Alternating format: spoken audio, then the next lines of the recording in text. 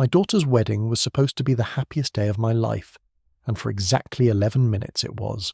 11 minutes of watching Emily walk down a garden aisle in her grandmother's veil. 11 minutes of Jason waiting for her at the end of it, with his hands shaking so hard the officiant had to tell him twice to hold his bride's hand still. 11 minutes of my wife Diane sitting beside me, in a champagne-coloured dress, dabbing at her eyes with a folded tissue, like she was the one who'd raised that girl alone through every fever and every broken heart, and every science fair volcano that didn't erupt on cue. 11 minutes!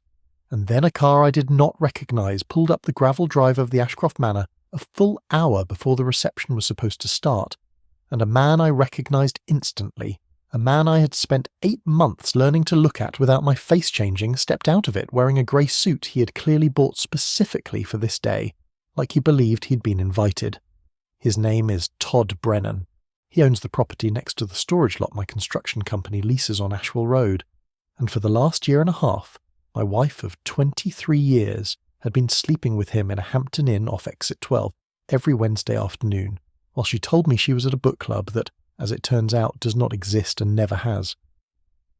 I want you to understand something before I tell you what happened next,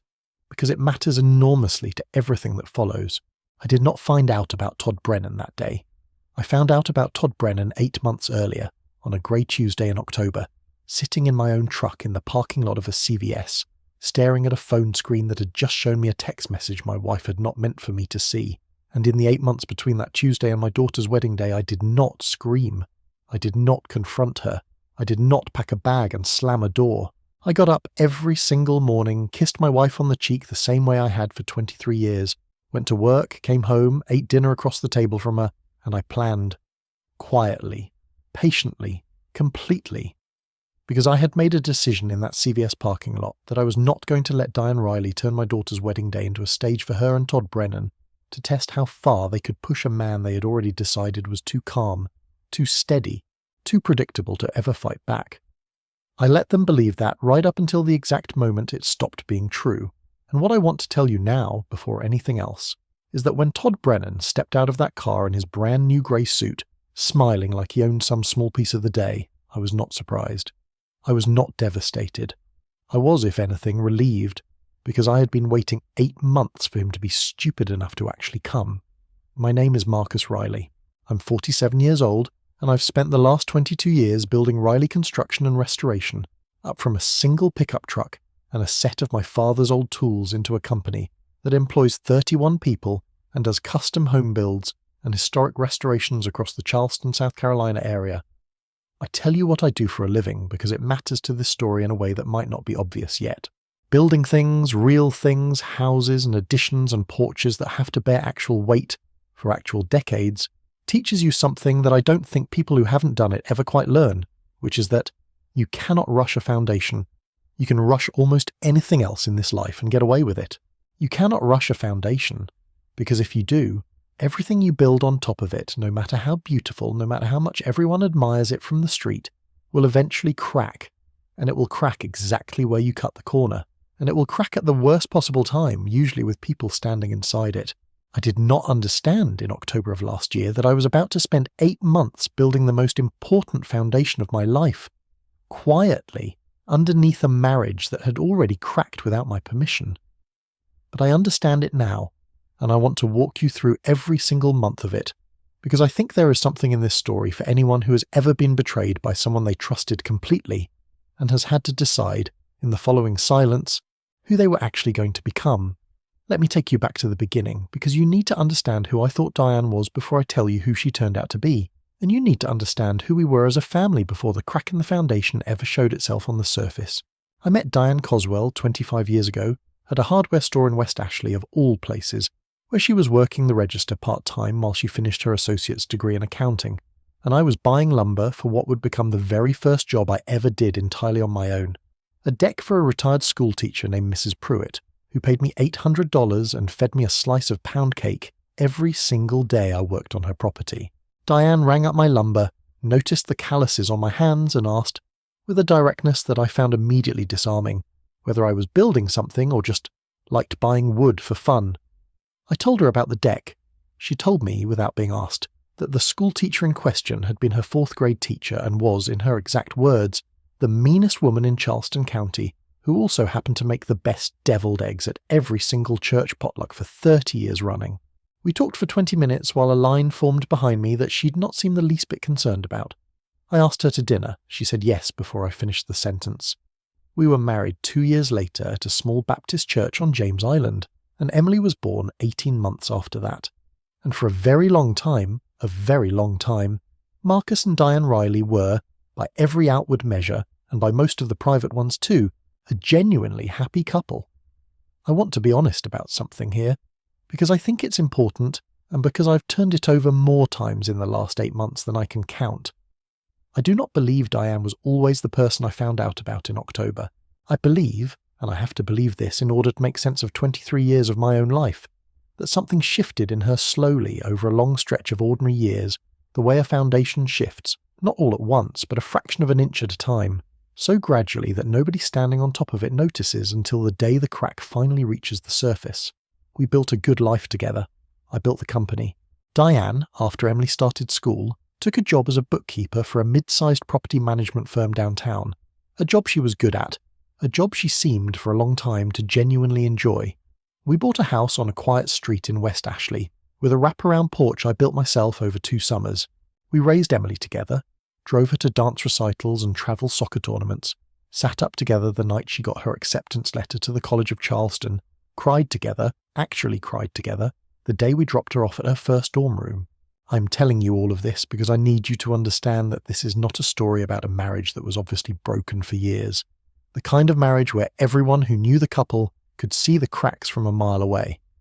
This is a story about a marriage that looked, from the outside and for a very long time from the inside too, like it was working. And I think that is precisely what makes betrayal like this so disorienting when it finally surfaces. It does not arrive as the final chapter of a story you already knew was ending. It arrives as a complete rewrite of a story you thought you already understood. Emily met Jason Hale her junior year of college, and I liked him from the first dinner, which is not something I say lightly, because I have never been an easy man to impress when it comes to the people my daughter brings home. Jason is a structural engineer, methodical, quiet, the kind of young man who asks you a real question about your work and then actually listens to the answer, instead of waiting for his turn to talk. He asked my permission to propose, in person, sitting across from me at the same hardware store diner counter where I used to grab lunch during job runs,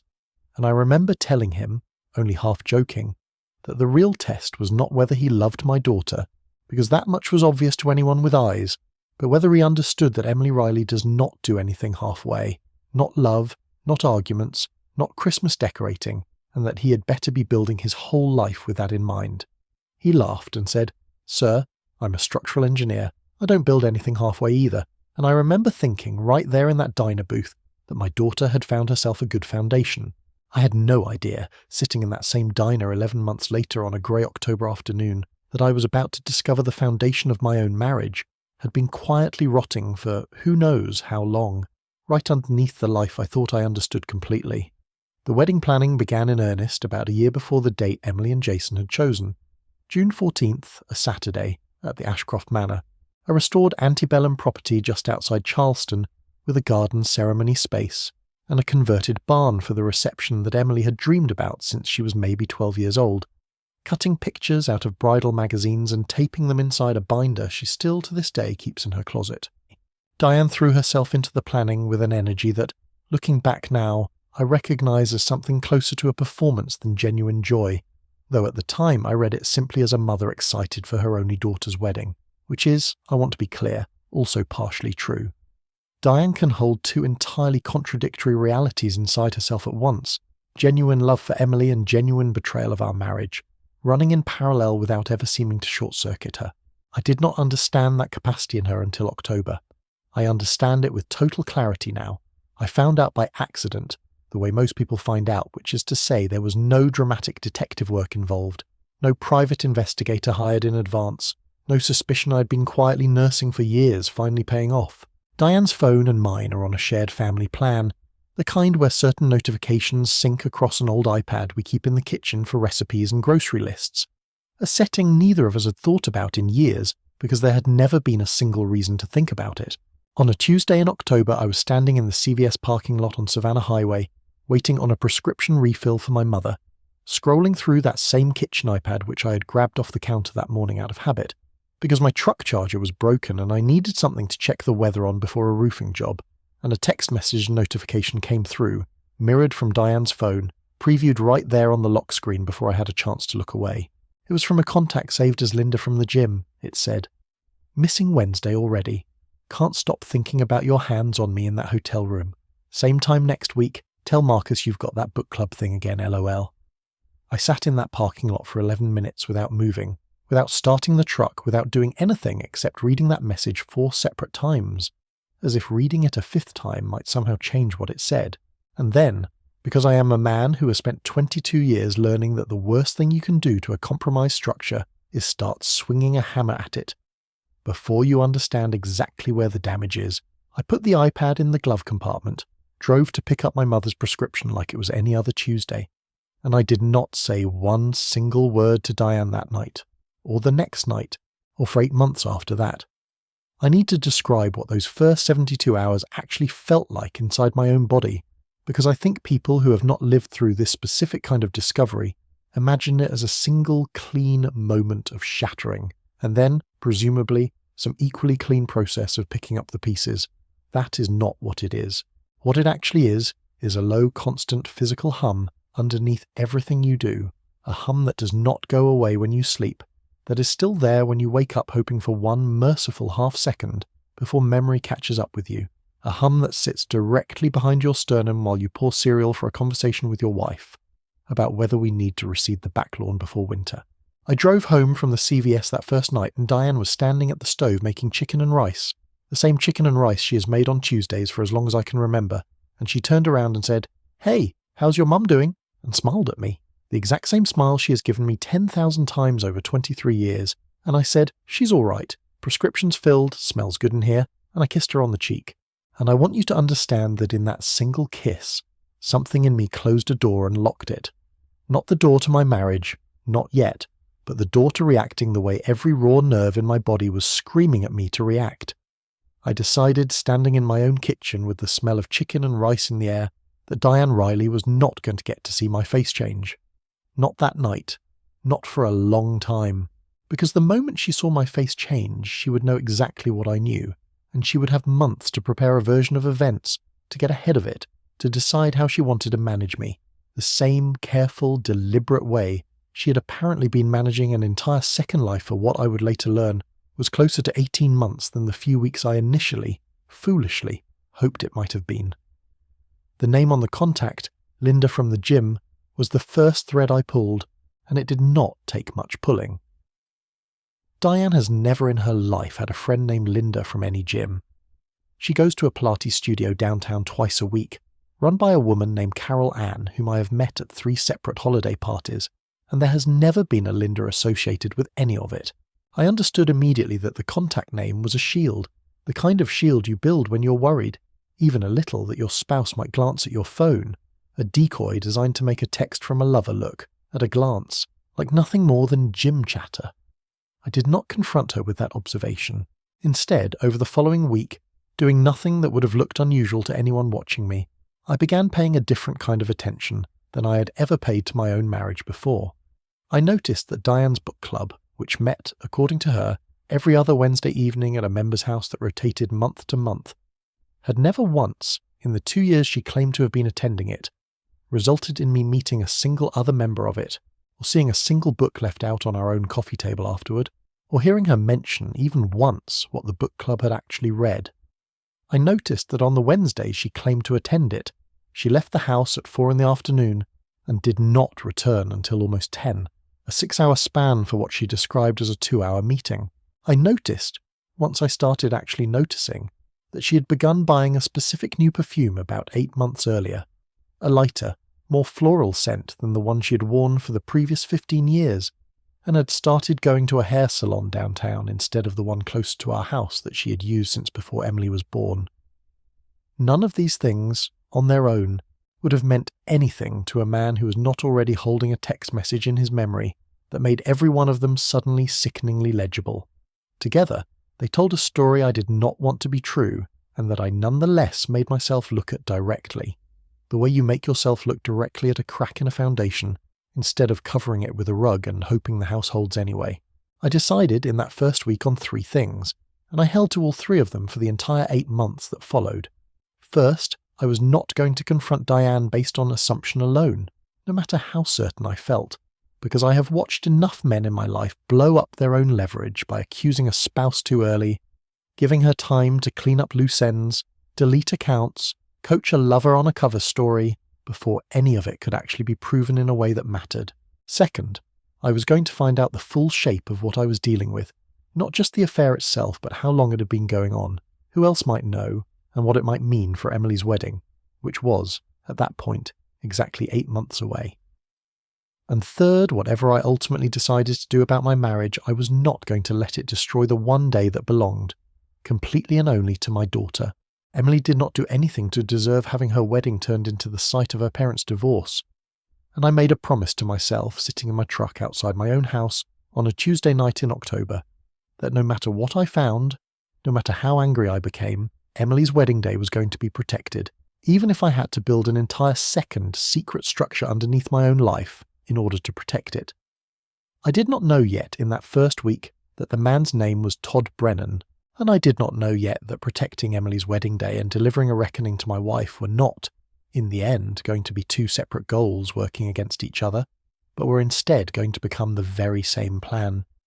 I found out who he was on the second Wednesday I watched her leave the house at 4 in the afternoon. I told Diane I had a late job walk-through out near John's Island, which was true, I did have one. It simply ended 2 hours before I told her it would, and instead of driving home afterward, I drove to the Hampton Inn off exit 12 on Savannah Highway, a hotel I chose to sit near not because I had any special insight yet, but because it was the most logical stop between our house and the property management office where Diane worked, and because, frankly, a man learns to think in terms of logistics and access points after 22 years of scheduling subcontractors, and a hotel affair, like a construction site, obeys logistics whether the people involved want it to or not. I parked across the street in the lot of a tyre shop that had already closed for the evening, and at 4:41 in the afternoon I watched my wife's grey sedan pull into the Hampton Inn parking lot, and I watched her walk inside carrying nothing but her purse, the posture of a woman who has done this enough times to no longer need an overnight bag. 12 minutes later, a black pickup truck pulled in 2 rows over, and a man got out of it that I recognised immediately, not because I knew him well, but because I had seen him at least a dozen times over the previous 2 years, standing on the property next to the storage lot my company leases on Ashwell Road for our equipment and extra lumber. His name is Todd Brennan. He owns that adjacent lot outright, runs some kind of small logistics and freight brokering operation out of a metal building on it, and I had exchanged maybe 40 words with the man in 2 years, mostly about a shared fence line, and once about a truck that had blocked his gate for an afternoon. I had no idea, watching him walk into that Hampton Inn lobby 40 seconds behind my wife, that Todd Brennan and Diane had, according to what I would later piece together, actually first started talking at a property owners function 18 months earlier, a mix of a small commercial landowners on Ashwell Road that Diane had attended with me, standing at my side holding a glass of white wine, while Todd Brennan worked the room 3 conversations away. I sat in that tyre shop parking lot for 2 hours and 9 minutes. I did not go inside. I did not call anyone. I watched the black pickup truck and the grey sedan sit in that lot the entire time, and at 6:50 in the evening Todd Brennan walked out first, got into his truck and drove away, and 11 minutes after that, Diane walked out, checked her phone, touched up her lipstick using the reflection in her own car window, and drove off toward what I now understood was going to be a book club meeting that did not exist, attended by a Linda from the gym who did not exist, timed to arrive home at almost exactly 10 o'clock, same as always. I drove home a different way than she did, arrived first, showered, and was sitting on the couch watching a baseball game when she walked in the door at 9:58, and she kissed the top of my head and said the book was actually pretty good this time, some historical fiction thing about a lighthouse keeper, and asked if I'd eaten, and I said I grabbed a sandwich, and I want to tell you honestly that some part of me, sitting there on that couch, was almost impressed by how completely, how casually, how comfortably she lied, because it told me this was not new to her. This was not a woman panicking through her first affair. This was a woman who had built, over months, a smooth, well-maintained second life that ran alongside our marriage without so much as a hiccup, and I understood, watching her hang her purse on the hook by the door the way she has for 23 years, that whatever I'd decided to do next was going to require the exact same patience, the exact same discipline that she had apparently been exercising the entire time. I did not hire anyone that week, or even that month. I spent the first 6 weeks simply gathering what I could gather quietly and legally on my own. Because I have learned enough about how divorce actually works, mostly second-hand, from 2 of my subcontractors who went through ugly ones, to know that a man who moves too fast, who hires a private investigator within days of finding out, who confronts his wife the moment he's certain, often ends up with less leverage than a man who takes his time and lets the person doing wrong keep doing wrong in a way that eventually documents itself. I kept a private log on a notepad I bought in cash at an office supply store and kept locked in the toolbox in my truck, not on any device connected to our home network or our shared family plan. I wrote down dates. Every Wednesday Diane claimed to attend book club. I wrote down what time she left, what time she returned, and any detail that confirmed what I already knew. A receipt for gas she didn't need left in her car console, a hotel loyalty program email that flashed briefly on the shared iPad before she apparently realized her mistake, and unlinked her email from it about 7 weeks in. A comment from her co-worker Sheila at a holiday function about how nice it must be that Diane's had time to get back into reading, said with the particular innocent warmth of a woman who has no idea she's confirming a lie. By late November, 6 weeks after the CVS parking lot, I understood that I could not simply gather evidence forever. I needed to understand what any of it actually meant, legally, for a marriage of 23 years, for a business I had built from a single pickup truck, for a house with both our names on the deed, and for a daughter's wedding that was now roughly 7 months away. I called Harold Whitmore, a divorce and family law attorney whose office is above a bakery on King Street downtown, a man I had actually met years earlier at a Chamber of Commerce dinner, and remembered as someone who spoke plainly, without the theatrical outrage some lawyers perform for clients who want to feel righteously wronged. I told Diane I had a meeting with a potential commercial client about a warehouse renovation, which was, again, technically true in the sense that I did in fact have such a meeting scheduled that same week, simply on a different day than I told her. I sat in Harold Whitmore's office on a Thursday afternoon in late November, and I laid out everything I had, the notepad, the dates, the Hampton Inn, Todd Brennan's name, and Harold listened without interrupting for almost 20 minutes, and when I finished he leaned back in his chair and said, "Marcus, first, I'm sorry. This is never easy no matter how calm you're being about it right now. And second, you've actually done exactly what I wish every client did before walking through my door, which is nothing rash. Most people call me the day they find out, wanting to file papers and freeze accounts and change locks before they've even had a full night's sleep on it, and they end up giving away leverage they didn't need to give away. You've given yourself time to actually understand your situation. That's rare, and it's going to serve you well." Harold walked me through what South Carolina law actually says about adultery and a divorce, which surprised me, because I think most people, myself included until that afternoon, assume infidelity is simply a modern emotional wound with no real legal teeth behind it anymore. He explained that South Carolina is one of the states that still allows a court to consider marital misconduct, adultery specifically, when determining alimony, and that under state law, a spouse who commits adultery during the marriage can, in many circumstances, be barred entirely from receiving alimony from the other spouse, provided it can be proven with actual credible evidence, not just suspicion or hearsay. He explained that it could also factor into how marital property gets divided. Though property division in our state runs on a standard of what's called equitable distribution, rather than a strict 50-50 split, meaning a judge has real discretion to weigh conduct like this when deciding what's fair, and he explained very carefully, very deliberately, that all of this depended entirely on the quality of proof, which meant my notepad full of dates and my own eyewitness account from a tyre shop parking lot, while useful, was not, on its own, going to be considered ironclad in the way that documented, corroborated, professionally gathered evidence would be. That is the day I hired a private investigator, a retired sheriff's deputy named Ray Delgado, who Harold had worked with on a dozen prior cases, a broad, unhurried man in his late 50s who ran his small agency out of a converted garage behind his own house, and who, within our first 15 minutes together, told me something that has stayed with me since. He said, "Marcus, I've done this work 11 years, and I can always tell within the first 10 minutes which kind of client is sitting across from me. There's the kind who wants me to help them feel their rage, who wants photographs so they can look at them at 2 a.m. and stoke a fire that's already burning them alive. And there's the kind who wants the truth documented cleanly so they can make a decision with a clear head instead of a burning one. You're the second kind, and I'll tell you, the second kind almost always ends up in a better place a year from now than the first kind does. I told him I had one condition on top of everything else, which was that whatever he found, whatever pattern he documented, it could not touch my daughter's wedding day directly. I did not want surveillance near the venue. I did not want Emily or Jason dragged into any of it, and I wanted this handled with total discretion until I decided, on my own timeline, exactly when and how to use what he found. Ray nodded like that request did not surprise him in the slightest and said, "That's smart, Marcus. A wedding day is not a courtroom. Whatever you're planning to do with this, you don't want to do it in front of the one person in this whole mess who's actually innocent of all of it, until you've got no other choice." Ray Delgado worked quietly for the next 3 months, December through February, and I want to describe what that stretch of my life actually looked like from the inside, because I think it's the part of this story people understand the least.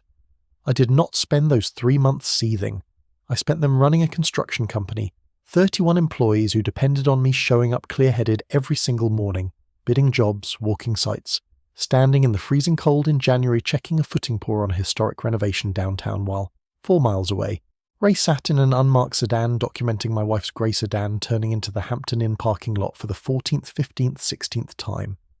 I want to be honest that there were nights it nearly broke something in me, sitting across from Diane at dinner while she told me, without a flicker of hesitation, some small invented detail about her book club's supposed argument over whether the lighthouse keeper character was meant to be read as a metaphor for isolation, and I would nod and ask a follow-up question and watch her answer it smoothly and go to bed beside her that night with my jaw so tight I'd wake up with a headache. But I kept coming back to the same thought, over and over, the same thought that got me through every one of those dinners. Emily's wedding is in June. Whatever I do, whenever I do it, it cannot cost my daughter the day she's been planning since she was 12 years old with a binder full of magazine clippings in her closet. And every single time that thought steadied me, I found I could sit through one more dinner, answer one more question about the lighthouse keeper, kiss my wife on the cheek one more time, and go back to quietly building the thing I was building underneath all of it. Ray's reports, which arrived roughly every 3 weeks in a plain manila envelope, he handed to me personally at a coffee shop near my office, never at my house, painted a picture that grew more specific and more damning with each one. Todd Brennan, it turned out, was not simply a man Diane had met at that property owner's mixer 18 months earlier. He was, according to Ray's research, a twice-divorced man with a pattern, having had at least one prior relationship, according to public records and a conversation Ray had, carefully and legally, with a former business associate of Brennan's, that also began while the woman in question was still married to someone else. Todd Brennan ran his freight brokering operation out of that metal building on Ashwell Road with, according to the county's own online property and business filings, considerably shakier finances than his confident manner suggested, 2 liens against equipment he'd financed, and a small business loan that appeared to be in arrears, information Ray gathered entirely through public records and a licensed database he had legal access to as a bonded investigator. Nothing obtained improperly, nothing that would ever be inadmissible if this ended up, as I increasingly suspected it might, in front of a judge. I remember reading that particular detail, sitting alone in my truck in the parking lot of the coffee shop, and feeling something shift in my understanding of the entire situation, because it told me Todd Brennan was not simply a man who had fallen helplessly in love with my wife. He was at minimum a man in some degree of financial distress, carrying on an affair with a woman married to the owner of a 31-employee construction company, with a paid-off house and a retirement account north of 6 figures, and I could not stop the thought from forming uninvited that a man in Todd Brennan's position might have motivations that had very little to do with love at all. I raised that exact possibility with Harold Whitmore at our next meeting in January, and he told me something that reframed the entire back half of my plan. He said, "Marcus, right now, on paper, you and Diane own the house jointly, and you have never formally separated your personal assets from the business in a way that fully protects Reilly Construction from being treated as marital property subject to division, even though you built it before some of the growth happened during the marriage, and even though she's never worked a single day in it. If this ends in a contested divorce and a judge finds a pattern of adultery combined with a business that's grown substantially during the marriage, you could, depending on how aggressive her attorney is and how the judge weighs the equitable distribution factors, end up fighting over a chunk of a company you built with your own 2 hands starting before you ever put a ring on her finger. I want you to understand your exposure clearly before you decide your next move. That conversation was, I think, the moment the plan stopped being purely about proving what Diane had done and became, in addition to that, about protecting 31 families whose paychecks depended on a company that had absolutely nothing to do with any of this. Harold walked me through, over the following weeks, a series of entirely legal, entirely proper steps, formally documenting the company's value and ownership structure as it existed before the marriage and tracking its growth separately, moving nothing in a way that could later be characterized as hiding assets. Because Harold was extremely clear and extremely firm on that single point. Hide $1 improperly and you hand her attorney a weapon that erases every ounce of the moral and legal high ground you currently hold. Do this in the light, do this properly, and let the truth of your conduct versus her conduct speak for itself in front of a judge if it comes to that. By February, 4 months after the CVS parking lot, I had, spread across a locked file box in my office that nobody else had access to, Ray's photographic documentation of 11 separate Wednesday visits to the Hampton Inn spanning December and January, receipts and hotel records Ray had obtained through entirely legal means available to a licensed investigator, a full accounting of Reilly Construction's value and ownership history prepared by a forensic accountant Harold had recommended, and a private notepad of my own observations going back to October. I also had, and this detail matters more than almost any other single piece of what I gathered, a recorded conversation, legal to record in South Carolina because our state only requires one party's consent, of Diane on the phone with someone I now knew to be Todd Brennan, a call I happened to be present for without her realizing it because she'd stepped into the garage to take it, believing the door muffled sound more than it actually does, in which she said, laughing, low and easy in a voice I'd not heard her use with me in longer than I wanted to admit, "Don't worry about Marcus, babe. He's exactly the same as he's always been. He wouldn't notice if the house was on fire unless I pointed at the flames myself. That man could not organize a surprise party for himself." I sat in that garage doorway, out of her sightline, and I let that sentence land, and I want to tell you honestly, it was not the affair itself that finally lit something cold and absolutely certain in my chest. It was that sentence. Because in that sentence, I heard exactly how she'd been thinking about me for however many months this had actually been going on, not as a husband she'd hurt and was managing guiltily, but as a slow, predictable, harmless obstacle she had already fully solved for. And I remember thinking, standing in my own garage in the dark, all right, Diane, let's find out together exactly how predictable I actually am.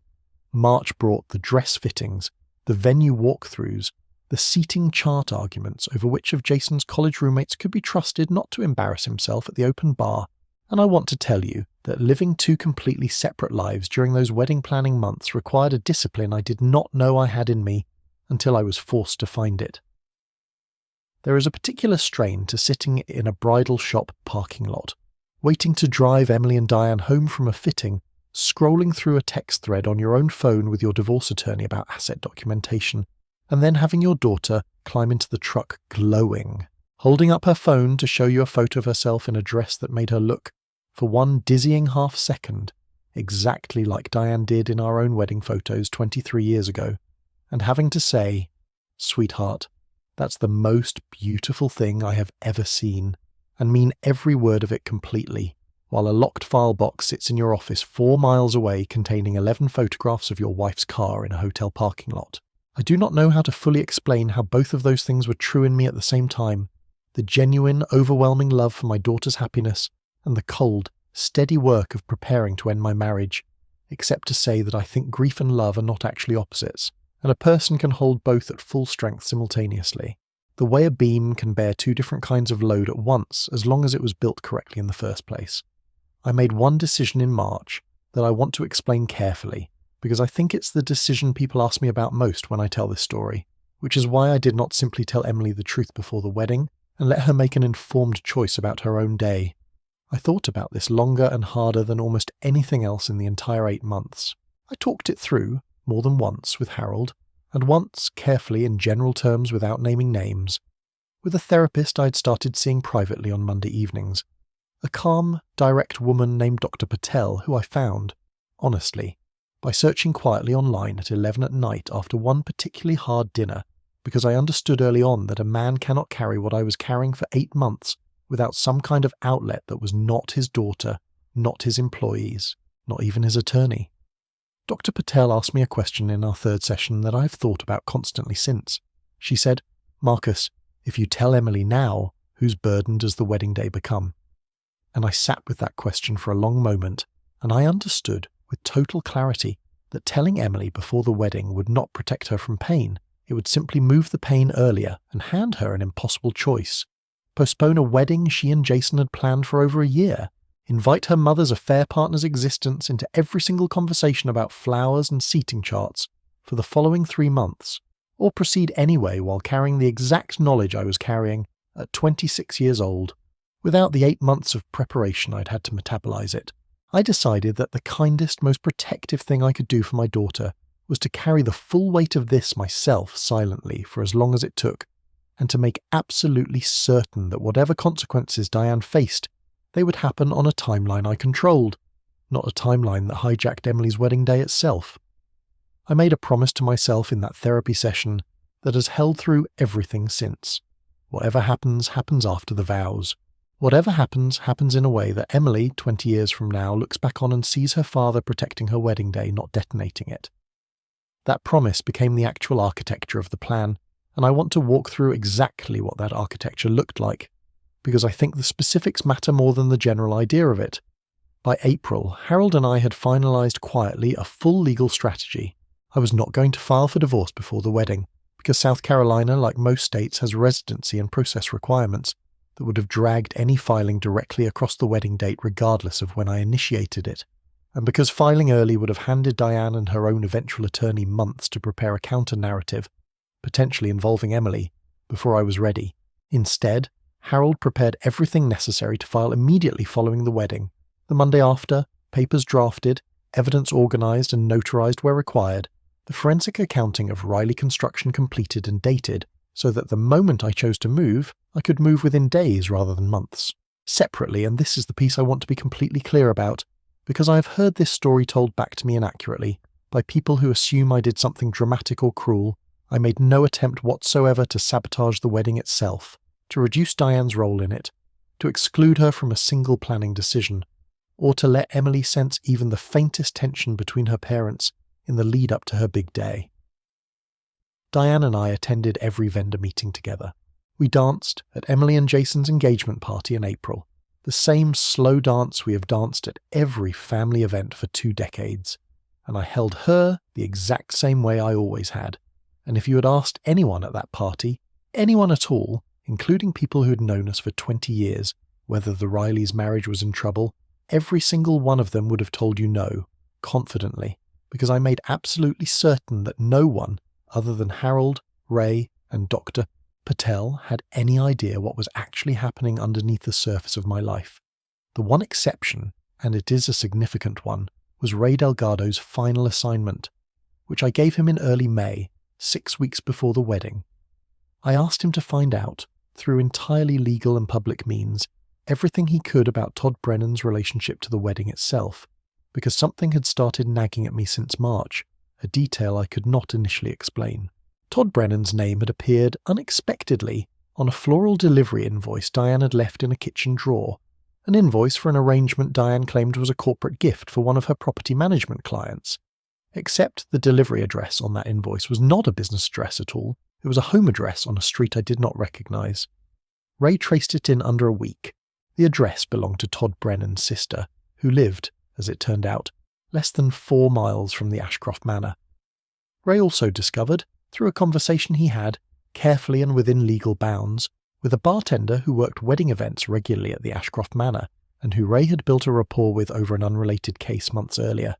that a grey suit had been ordered by a man named Todd Brennan from a tailor shop on King Street, ready for pickup the first week of June, and that this same bartender had overheard, at a separate private event at the Ashcroft Manor in April, where Diane had brought Todd Brennan along as, in her words to another guest, a business associate helping with vendor logistics, Todd Brennan asking a Manor staff member in an offhand way, what time weddings at the venue typically wrapped up on Saturdays, and whether the parking area stayed open to outside vehicles throughout the reception. I sat with that information for 3 full days before I understood what it actually meant, and when I finally did understand it, I felt something in me go very still and very cold, colder than anything I had felt since the CVS parking lot in October. Diane was not simply planning to attend our daughter's wedding while carrying on a secret affair in the background, the way I had assumed, uncomfortably but manageably for months. Diane was planning to bring Todd Brennan to the wedding itself, not as her secret, but as her +1 in some form, perhaps introduced quietly to a few people as a business associate or a family friend. Testing, I believe now, having thought about it for months since, whether she could begin normalizing his presence in our family's life in plain sight, on the single day she knew I would be least willing, least able to make any kind of scene. She was betting, I came to understand, on exactly the version of me she had described laughing into a phone in our garage, a man too soft, too passive, too devoted to his daughter's happiness to ever risk disrupting it. And she was going to use that devotion, my devotion, as cover to walk her affair directly into the middle of my family. I want to be honest that in those 3 days, for the first time in 8 months, I came dangerously close to abandoning the entire careful plan Harold and I had built, because some old, unreasoning part of me wanted to call her right then in May and end it on the spot. Consequences to the wedding be damned. What kept me from doing that was a single conversation with Harold where he said, "Marcus, she has just handed you the single, clearest piece of evidence of her intentions in this entire case, evidence of premeditation, of a plan to introduce her affair partner into your daughter's wedding. Do not waste that by reacting emotionally now. Let her walk into it. Let her believe, right up until the moment it stops being true, that she has read you correctly." So I built the final piece of the plan across the last 5 weeks, of May and early June, and I want to lay it out completely, because I think the specific mechanics of it matter to anyone who has ever wondered what it actually looks like to prepare a controlled, dignified response to a betrayal instead of an explosive one. First, Harold and I finalized the divorce filing completely, every document ready, notarized, dated, sitting in a folder that could be filed with the court clerk within 1 business day of my instruction, including the forensic accounting that clearly separated Reilly Construction's premarital value and its growth, and including, as an exhibit, Ray's full documentation, the 11 dated photographs of the Hampton Inn, the financial records on Todd Brennan, the recorded garage phone call, and a signed, sworn affidavit from Ray himself. Second, I arranged, through a separate and entirely legitimate business relationship I had cultivated quietly over the previous 2 months, to become the primary point of contact for a modest home renovation project belonging to Todd Brennan's own sister, the same sister whose home address had appeared on that floral delivery invoice, a renovation project I structured, through an intermediary at my company so my own name never appeared on the initial paperwork, specifically so that I would have a legitimate, ordinary, entirely unrelated reason to have exchanged a small number of professional text messages with a general contractor's office that happened to also be renovating a bathroom for Todd Brennan's sister that same month. Messages that Ray helped me time and document carefully, establishing a clear, boring, easily explainable paper trail that would matter enormously for one specific reason I will explain shortly. Third, and this is the part I want to describe most carefully, I asked Harold to prepare in advance a short, factual, entirely calm written statement, not an angry speech, not an accusation shouted across a reception hall, but a document, because I have learned in 22 years of running a business that the calmest, most controlled communication in any crisis is always the one written down in advance, reviewed by a professional, and delivered without a single, wasted or inflammatory word. That document sat, printed in a plain white envelope, in the inside pocket of my suit jacket on June 14th, and I want to tell you, when I describe what happened next, that I had rehearsed delivering it exactly twice, alone, in my truck, in the 2 weeks before the wedding, not because I intended to perform anything theatrical, but because I wanted my voice to be steady enough, when the moment came, that Emily would remember her father as calm, not as a man coming apart in front of 200 guests. I told nobody the actual full plan except Harold and Ray. Not my mother, not my 2 brothers, not my closest friend from high school, nobody. I made one exception in the final week, and it was Emily's soon-to-be father-in-law Robert Hale, a retired Marine Corps officer and Jason's father, a man I had grown close to over the previous year through the shared, mundane work of wedding logistics, splitting vendor costs, coordinating rehearsal dinner details. And I told him, 3 days before the wedding, sitting on his back porch with 2 beers we never finished, only what he needed to know to help me if things went sideways during the reception itself, which was this. My marriage is ending, Diane has been unfaithful for well over a year,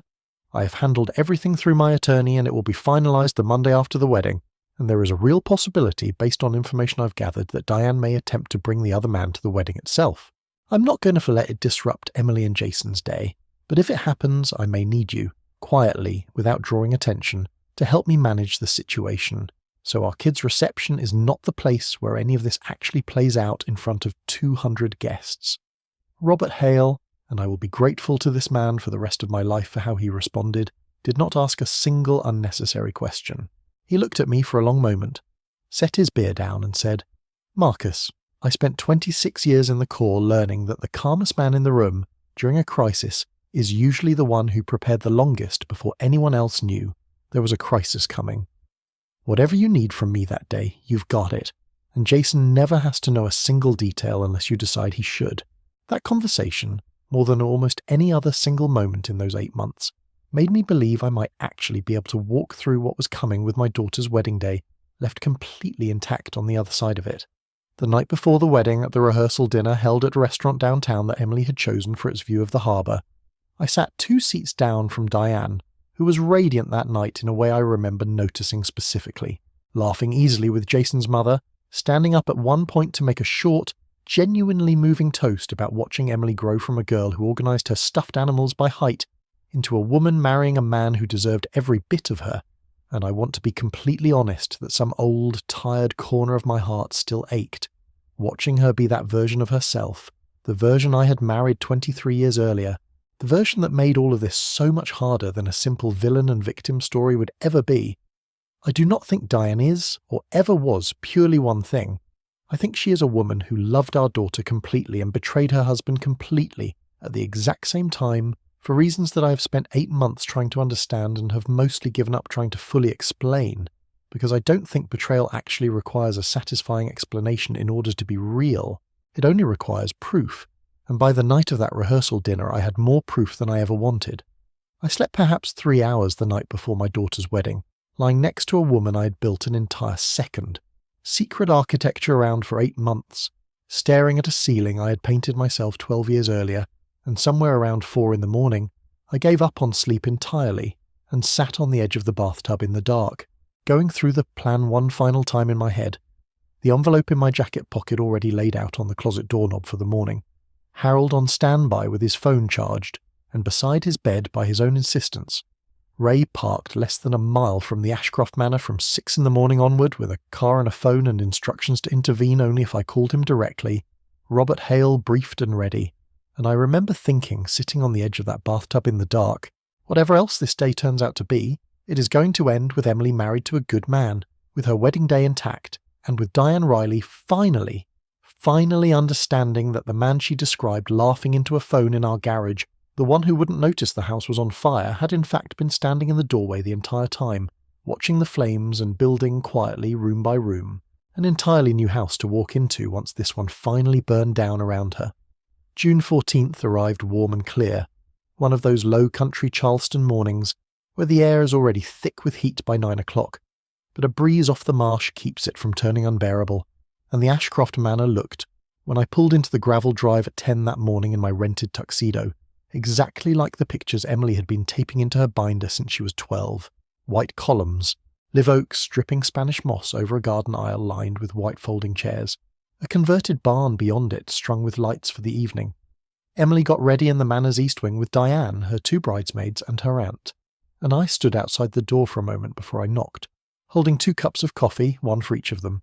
A small tradition I'd started the morning of Emily's high school graduation and had kept ever since, and when Emily opened the door in her robe, hair half pinned, and saw me standing there with the coffee, she said, "Dad, you're early," and I said, "Sweetheart, I wanted 5 minutes with you before this whole day turns into a parade," and she pulled me into the room and made me sit while her hairdresser worked around us, and for 20 minutes, I want to tell you, I forgot almost entirely about the envelope in my jacket pocket back in the car, because my daughter was talking, easily and happily, about how nervous Jason had probably already made himself, and how she couldn't believe Grandma Coswell had actually made it in from Georgia despite her hip, and I sat there and drank my coffee and thought, this is the actual point of everything I've done for 8 months. This 20 minutes right here is the entire reason.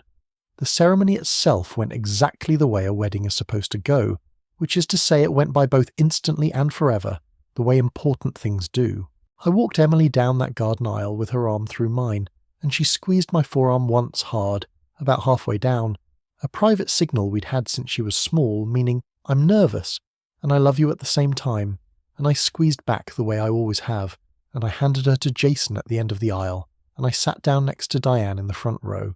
and Diane reached over and took my hand, and I let her take it, because I had decided weeks earlier that I was not going to let my daughter's ceremony be the place where anything in my face or my body language gave away what was coming.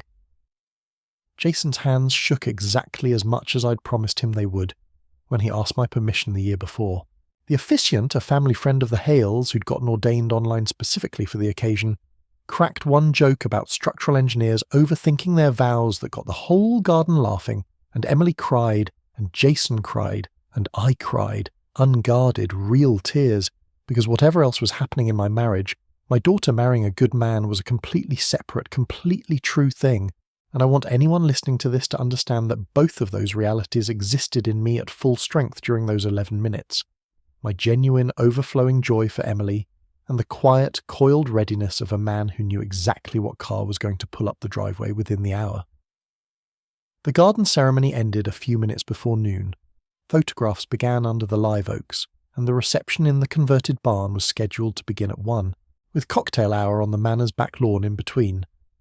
I was standing near the edge of that lawn, holding a glass of sweet tea I hadn't touched, talking with Robert Hale about nothing in particular,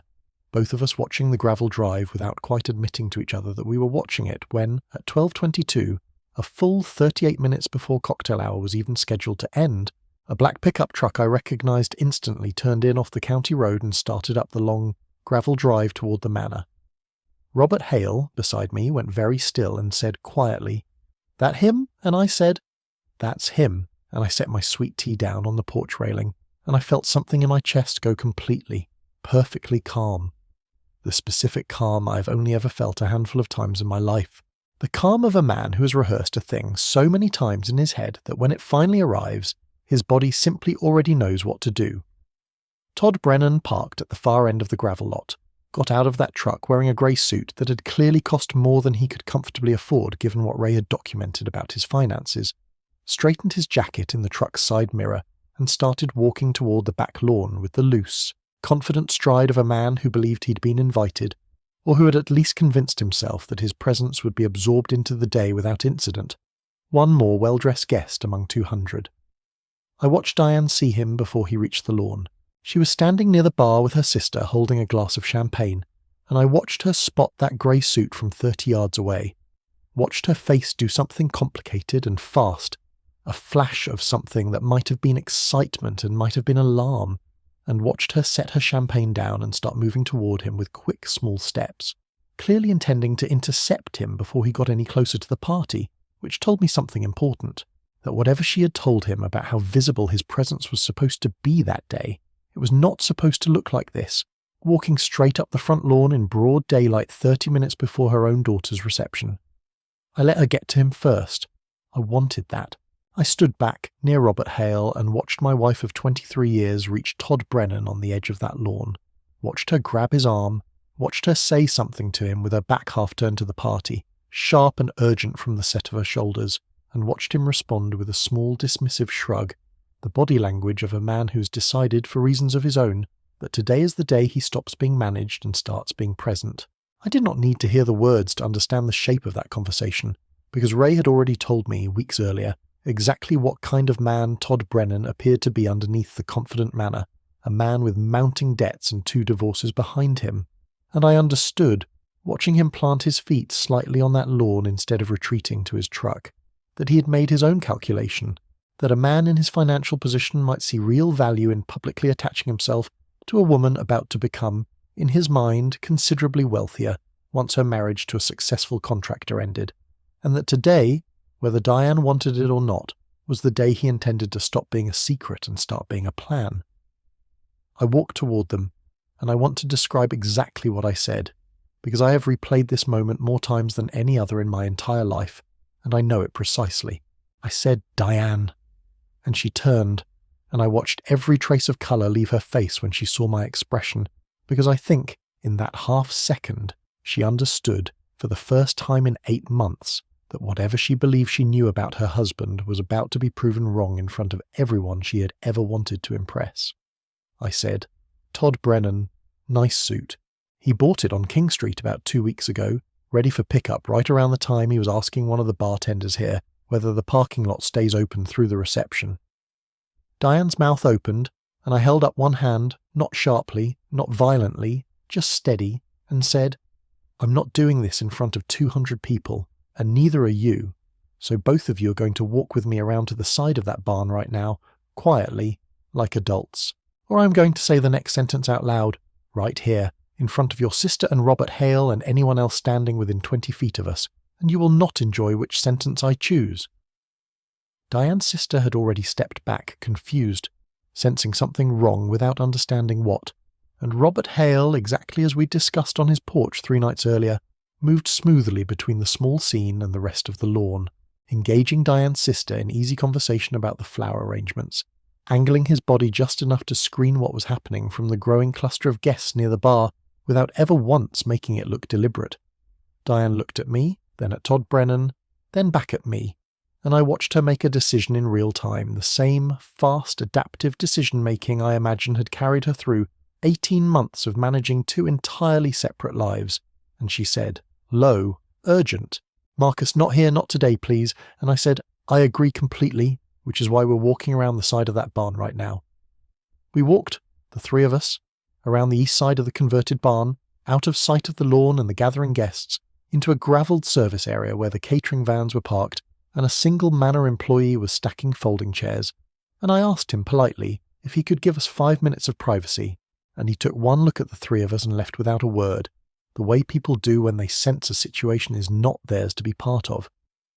Todd Brennan spoke first, which surprised me, though it shouldn't have, because a certain kind of man cannot stand a silence he isn't controlling. He said, "Look, man, I don't know what you think you know, but Diane and I are just friends. We do business. Our properties are next to each other." And I said, "Todd,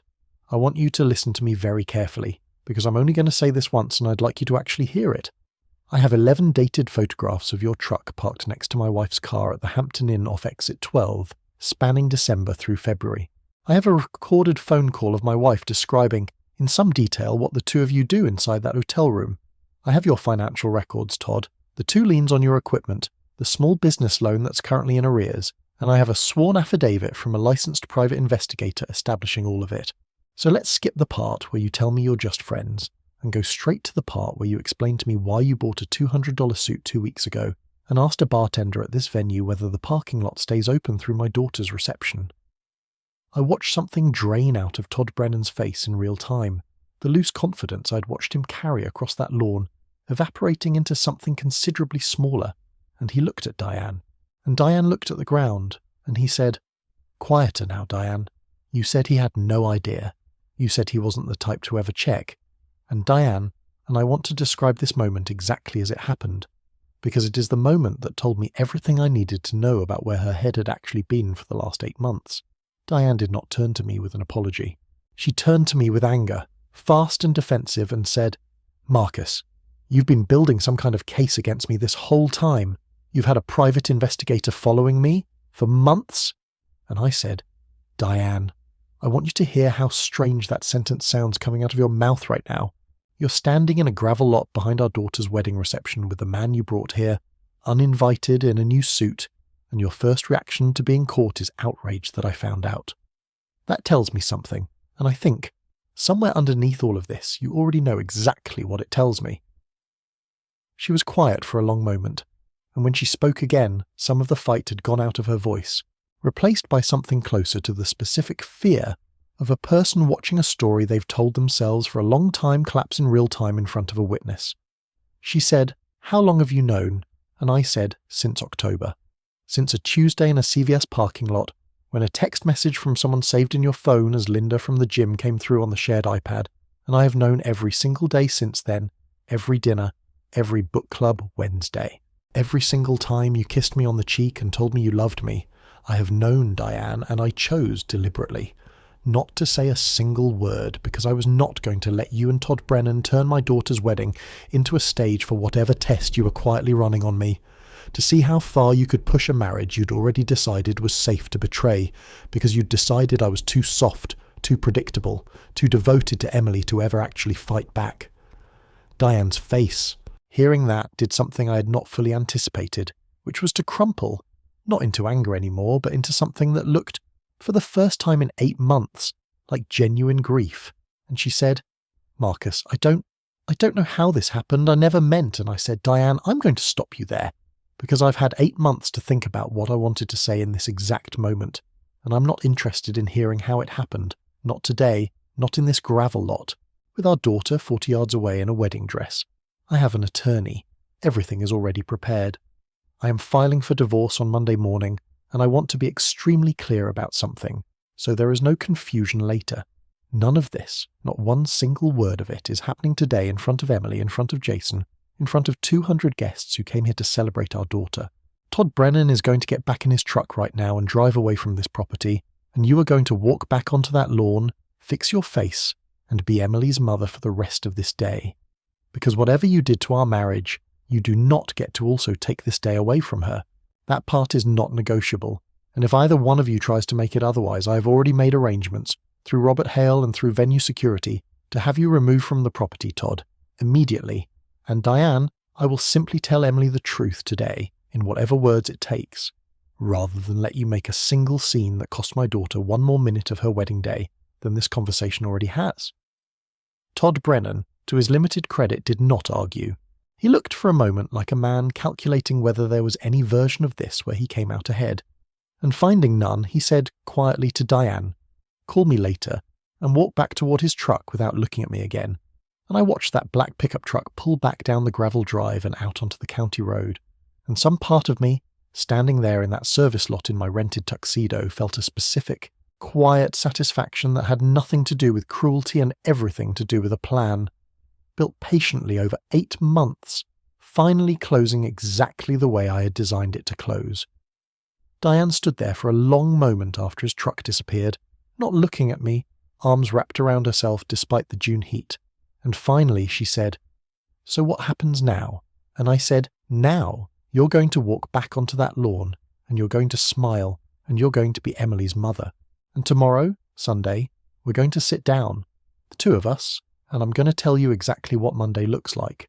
And you're going to listen, because I have already spoken to my attorney. I have already had the company's assets properly separated and documented, and I have 11 months of patience behind everything I'm about to do. So there will be no surprises for you, Diane, the way there were no surprises for me, because I already learned this year what it costs a person to be blindsided in their own life, and I'm not interested in doing that to you even now.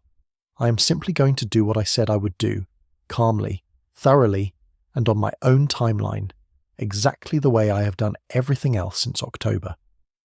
Diane looked at me for a long moment, and something passed over her face that I still, months later, have not fully been able to name. Some mixture of fear and shame, and, underneath both of those, I think, a strange and belated respect. The specific respect a person feels when they realize they have badly misjudged someone they believe they understood completely. And she said quietly,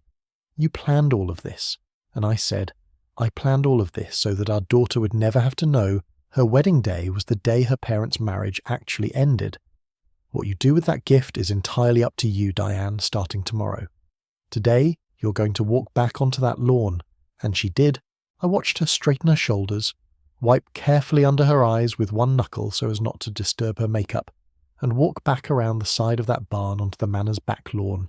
And within 90 seconds I watched her laughing at something Jason's mother said, glass of fresh champagne in her hand, performing a version of herself that I understood now, with total clarity. She had been performing for at least 18 months, and probably, in smaller ways, for considerably longer than that. I want to describe the rest of that reception honestly, because I think people expect when I tell this story that the day fell apart after that confrontation, And it did not for one single visible moment, and I take a specific quiet pride in that. I danced the father-daughter dance with Emily to a song we picked together, an old Otis Redding record her grandmother used to play, and I held my daughter and spun her slowly under the string lights in that barn and felt, for the full 3 minutes and 40 seconds of that song, absolutely nothing except love for her, no anger, no grief, no 8 months of careful planning, just my daughter in a white dress with her head on my shoulder saying, "Dad, thank you for today. Thank you for everything." And I said,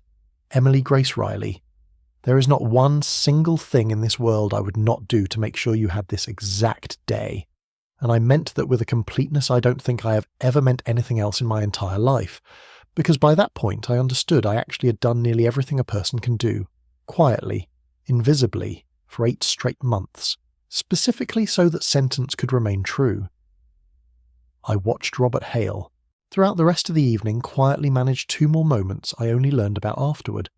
Once steering a slightly drunk cousin of Diane's away from a conversation that was drifting toward asking loudly where that guy in the grey suit had gone, and once intercepting a photographer who'd caught in the background of one shot Diane's slightly reddened eyes near the bar and asking her casually to retake it, blaming the lighting. I did not know that night the full extent of what Robert Hale had quietly absorbed on my behalf, and when I thanked him properly 2 weeks later, sitting on his porch again with 2 more beers, he waved it off and said, "Marcus, that's what you do for family, and by the end of that day that's exactly what you'd become to me, family, whether the paperwork with Jason makes it official or not." Diane and I drove home separately that night. For the first time in 23 years of marriage, she rode home with her sister, and I drove myself, alone, in the dark, down the same roads I'd driven 1,000 times. And I want to describe what that drive actually felt like, because it was not triumphant, despite everything I'd just executed exactly according to plan. It was quiet and tired and strange, the particular exhaustion of a man who's just finished building something enormous and is driving home through the dark, with nothing left in the tank to feel anything about it yet. I sat in my own driveway for almost 20 minutes before I went inside, looking at the house I had built additions onto myself over 12 years,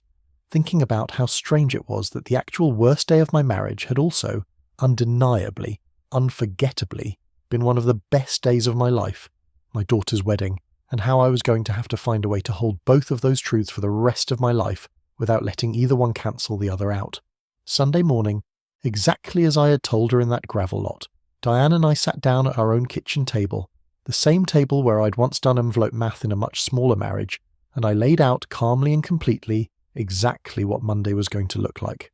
I told her Harold Whitmore would be filing the divorce petition first thing Monday morning, citing adultery under South Carolina law, supported by the documentation Ray had gathered over the previous 8 months. I told her the forensic accounting on Reilly Construction had already been completed, clearly establishing the business's premarital value and its growth trajectory, and that my attorney's position, which he was confident the court would recognise,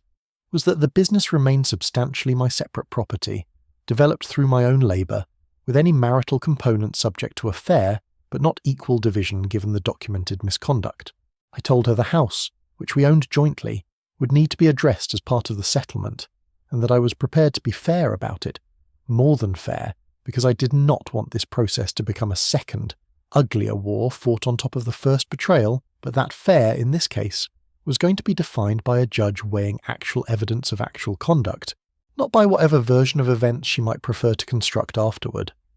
Diane listened to all of it with her hands wrapped around a coffee cup she never drank from, and when I finished, she asked me one question that I have thought about often since, because I think it revealed something true about where her head actually was. She asked, "Are you doing this to punish me? Or because you don't love me anymore?" And I told her honestly, "Diane, I am doing this because 8 months ago I learned that the person I trusted most in the world had been lying to me for at least a year and a half, and had planned, this month, to bring her a fair partner to our daughter's wedding, testing whether I was too weak to notice or too weak to act if I did. I am not doing this to punish you. I'm doing this because a marriage requires a foundation, and you removed ours a long time before I found out about it, and I have simply spent 8 months making sure that when this foundation finally gave way in public, it did not take our daughter's wedding day down with it. Whether I still love you is, honestly, a more complicated question than either of us probably has the right answer to this morning. But it stopped being the deciding factor the day I found out you'd rather protect a lie than protect our marriage. I want to describe how Emily found out because I think it matters more than almost any other part of this story, and because I made a decision about it that I still stand by completely. I did not tell her the Sunday after the wedding, or even the week after, while she and Jason were still on their honeymoon in the Blue Ridge Mountains, blissfully unaware that a divorce petition citing adultery had been filed in the Charleston County Courthouse the Monday they left. I waited until they returned 10 days later, and I asked Emily to come to the house alone without Jason on a Thursday afternoon, and I sat her down at that same kitchen table, and I told her everything as gently and as completely as I could, starting with the CVS parking lot in October and ending with the gravel lot behind the barn on her wedding day. I watched my daughter's face go through nearly every emotion a face can hold in the span of maybe 40 minutes. Shock, then a disbelief that curdled quickly into anger at her mother. Then, and this is the part that undid me completely, a fierce, protective gratitude toward me that she expressed by standing up from that table, walking around it, and hugging me so hard I felt her shaking, saying, into my shoulder, "You carried this the entire time, Dad, through every single dress fitting. Through the entire rehearsal dinner, through walking me down the aisle. You carried this alone so I wouldn't have to." And I said, "Emily, that is the only wedding gift that actually mattered to me, giving you one single day when none of this touched you, and I would do every single minute of those 8 months again, exactly the same way if it meant you got that day back." Emily was angry at her mother, genuinely and for a long time. Angrier, I think, than she has ever let herself be at anyone in her entire life. And I want to be honest that I did not encourage that anger, nor did I discourage it, because I had decided early on that whatever relationship Emily chose to have with Diane going forward was hers to build or not build on her own terms, without me weighing in on either side of it beyond the plain facts I'd already given her. What I did do, in that same conversation, was tell her clearly that nothing about what happened was in any way her fault, that her wedding day had been beautiful and real and untouched by any of it, precisely because I had wanted it that way, and that the only thing I needed from her, moving forward, was to let herself feel whatever she actually felt, toward her mother, toward me, toward the whole situation, without performing forgiveness or performing anger for anyone else's comfort, including mine. The divorce itself took from filing to final decree a little over 4 months, which Harold told me repeatedly was unusually fast for a case involving a business valuation and a contested property division, and he attributed that speed directly to the quality of the documentation Ray had gathered, and the fact that Diane's own attorney, a competent but pragmatic woman named Carla Jennings, appeared to recognize early on that fighting the adultery finding itself was a losing proposition, given 11 dated photographs, a recorded phone call, and a paper trail of hotel visits stretching back months. Diane initially instructed Carla Jennings to contest the characterization of Reilly Construction as substantially separate property, and I want to describe the one hearing that actually became contentious, a mediation session in September, 4 months after the wedding, in a conference room above that same bakery on King Street, because it is the closest this story came to becoming an ugly, drawn-out fight rather than the controlled process I had spent 8 months building toward. Carla Jennings argued reasonably from her position that Diane had contributed to the marriage and to my ability to build the business through 23 years of running our household, raising Emily largely during the years I was working 70-hour weeks establishing the company,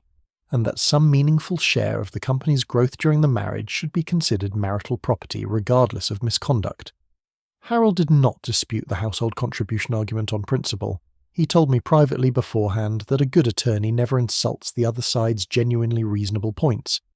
He only outdocuments them, and instead he presented the forensic accounting showing the company's value at the date of marriage,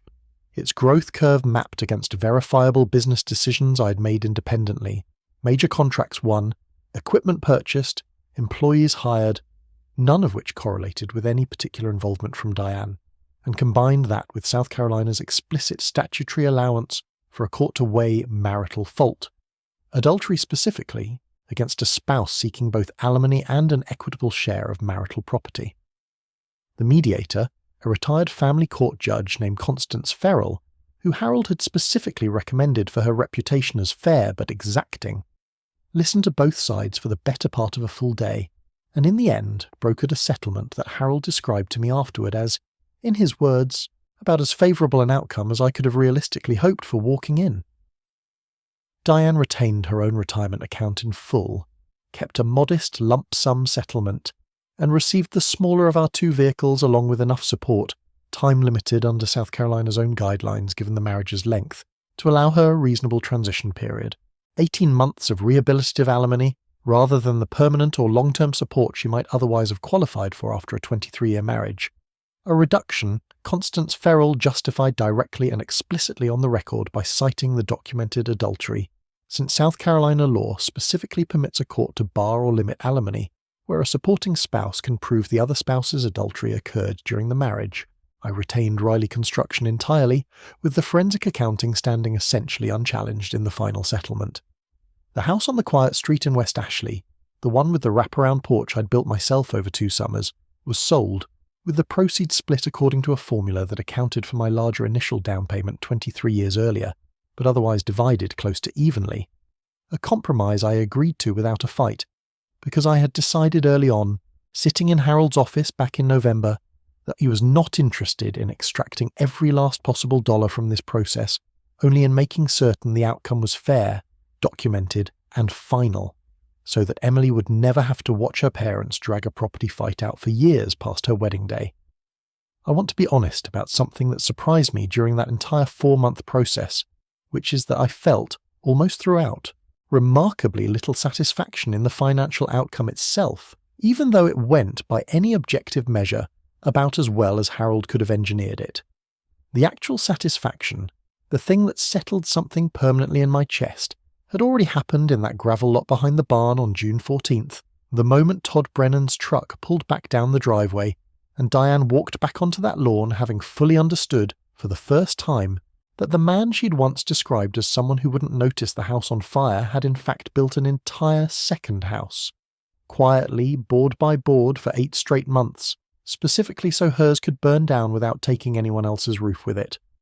I want to tell you what happened to Todd Brennan, because I think it closes a piece of this story that people always ask about, and because it happened in a way that I did not orchestrate at all, which somehow makes it more satisfying rather than less. Diane and Todd Brennan did continue seeing each other, openly now for a little over 4 months after the wedding, through the back half of the divorce process, and by all accounts from people who still moved in overlapping circles with both of them, including Diane's own sister, whom Emily remained close to, and who occasionally passed along information without quite meaning to. The relationship soured badly once Diane's financial situation post-divorce turned out to be considerably more modest than Todd Brennan had apparently calculated it would be. Ray's earlier research into Todd Brennan's finances turned out to be an accurate preview of exactly the kind of man he was, because within 6 months of the wedding, his freight brokering operation on Ashwell Road defaulted on the equipment loans Ray had flagged. The liens were called, and the business folded entirely. And according to Diane's sister, Todd Brennan left the state entirely sometime that winter, reportedly to Georgia, without much of a goodbye, leaving Diane, in the space of under a year, without her marriage, without the man she'd risked that marriage for, and without the financial comfort she'd apparently believed on some level would simply transfer over intact from one arrangement to the next. I did not feel triumphant learning this, which surprised me at the time, though it doesn't surprise me now, looking back on it with some distance. I felt mostly a kind of tired confirmation, the same feeling you get looking at a wall you warned someone repeatedly not to lean on, watching it finally give way exactly the way you knew it would, without any pleasure attached to being right, just a quiet, worn-out sense that the physics of the situation were always going to resolve themselves this way, whether I did anything at all or not. Ray Delgado, when I mentioned it to him over coffee that winter, put it more plainly than I would have. He said, "Marcus, I've done this work 11 years, and men like Todd Brennan are never actually in it for the person. They're in it for what the person represents at that particular moment, and the second the math stops working in their favour, they're already halfway out the door before you've finished asking them to stay." Diane didn't lose a partner, Marcus. She lost a very expensive illusion, and I think, honestly, some part of her already knew that the day you walked her around the side of that barn.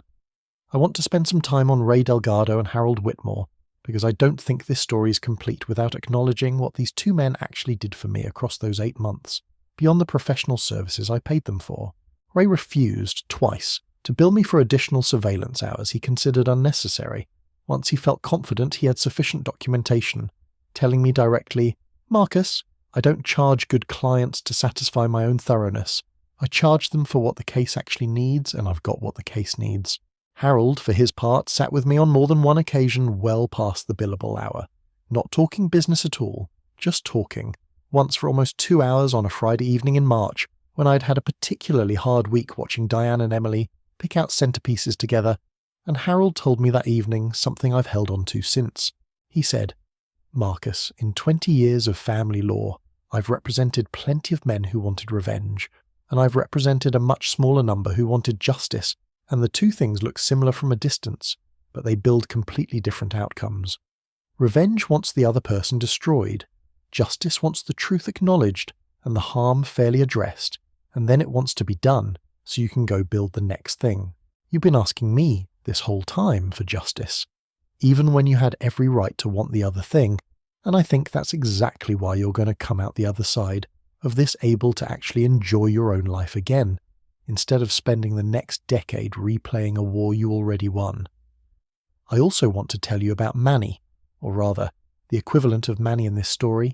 a woman named Patrice Caldwell, who has run the front office of Reilly Construction for 14 years, who noticed something was wrong with me sometime around January, months before I told anyone at the company anything, and who simply started, without ever asking a single invasive question, quietly rearranging my schedule to give me more flexibility on Wednesday afternoons, the exact afternoons, though she had no way of knowing this, that Ray's reports typically arrived. When I finally told her, in April, the broad outline of what had been happening, not the surveillance details, just the fact that my marriage was ending and it involved infidelity,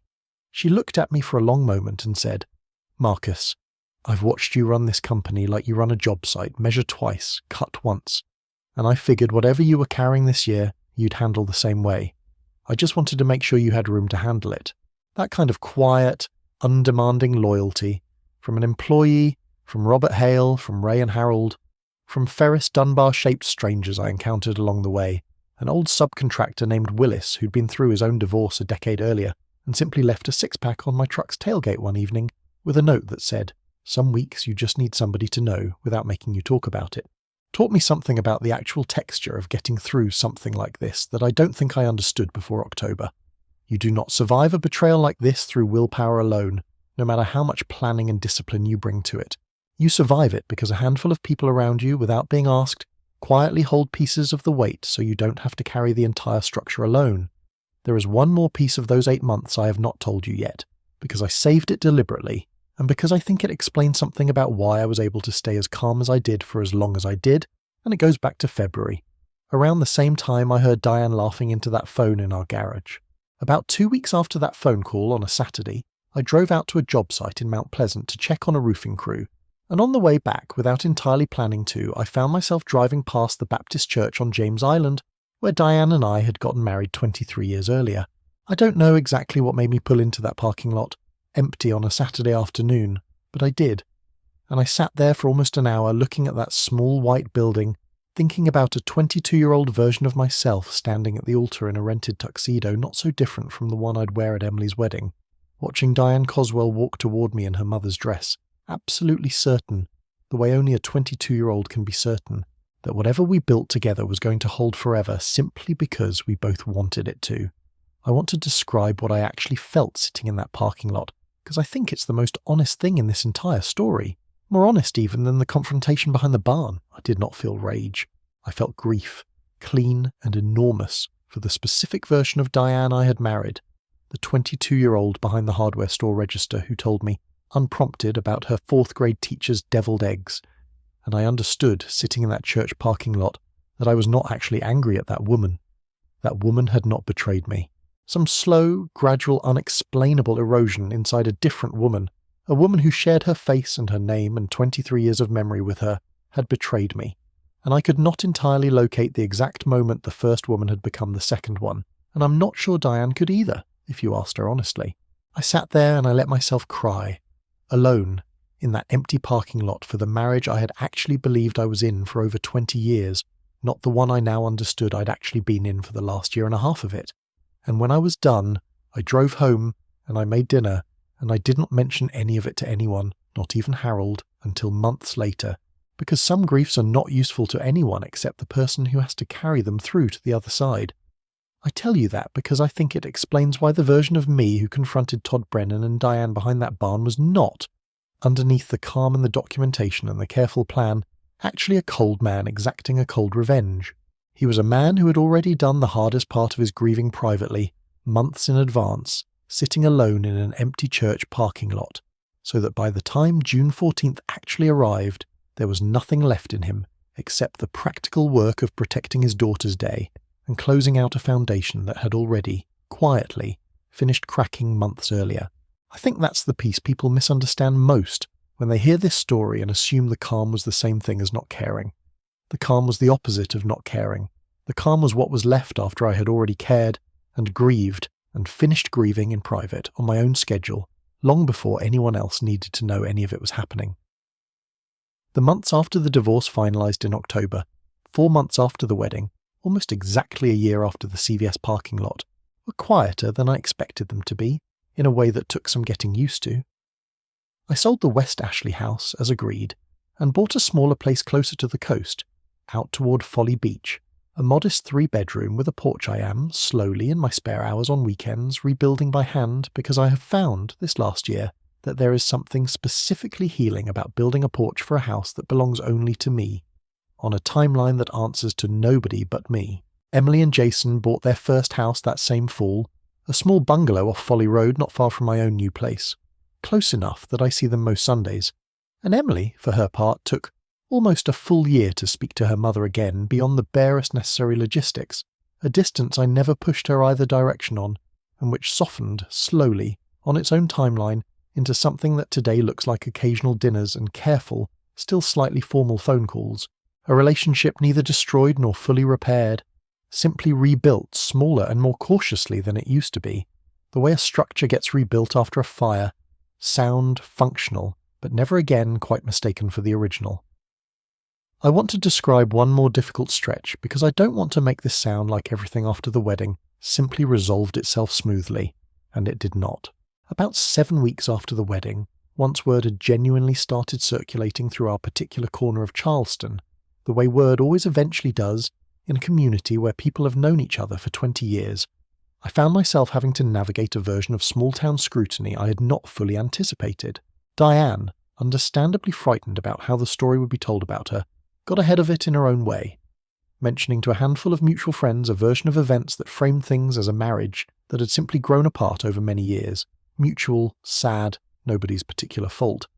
And I remember the specific discomfort of standing in the parking lot of our church, not the James Island one from 23 years earlier, but the one we'd attended more recently in West Ashley, being approached by a well-meaning older woman named Carol Fennick, who patted my arm and said, "Marcus, I'm just so sorry things grew apart between you two. Marriages are hard after the kids leave, and I had to decide, in that specific moment, whether to correct her or simply let a smaller, sadder, more comfortable version of my story exist in the world instead of the true one. I chose, most of the time, not to correct it, not because I was ashamed of the truth, but because I decided fairly early on that defending my own reputation in the court of casserole dish opinion was not a battle worth the energy it would cost me, and that the people who actually mattered, Emily, Jason, Robert Hale, my own brothers, once I finally did tell them the full truth in July, Patrice at the office, Ray and Harold, all of them already knew exactly what had happened, and their good opinion was the only good opinion I actually needed to keep. There was, however, one specific moment where I did correct the record, deliberately, and I want to tell you about it because I think it matters. At a Chamber of Commerce dinner in August, 2 months after the wedding, a business acquaintance named Gary Pruitt, no relation to the schoolteacher from Diane's story, had clearly heard the softened version and made a comment, not unkindly, but carelessly, about how these things happen to everybody eventually. Marriages just run their course. And I said, "Gary, I appreciate that, but I want to be clear, for my own sake more than anyone else's, this marriage didn't just run its course. My wife had an affair for a year and a half and brought the man to our daughter's wedding. I'm not telling you that so you feel sorry for me.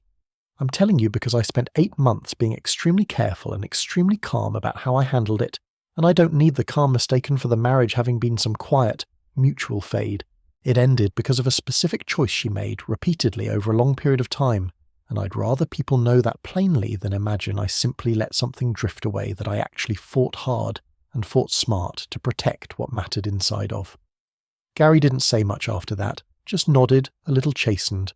and told me he respected me saying it plainly,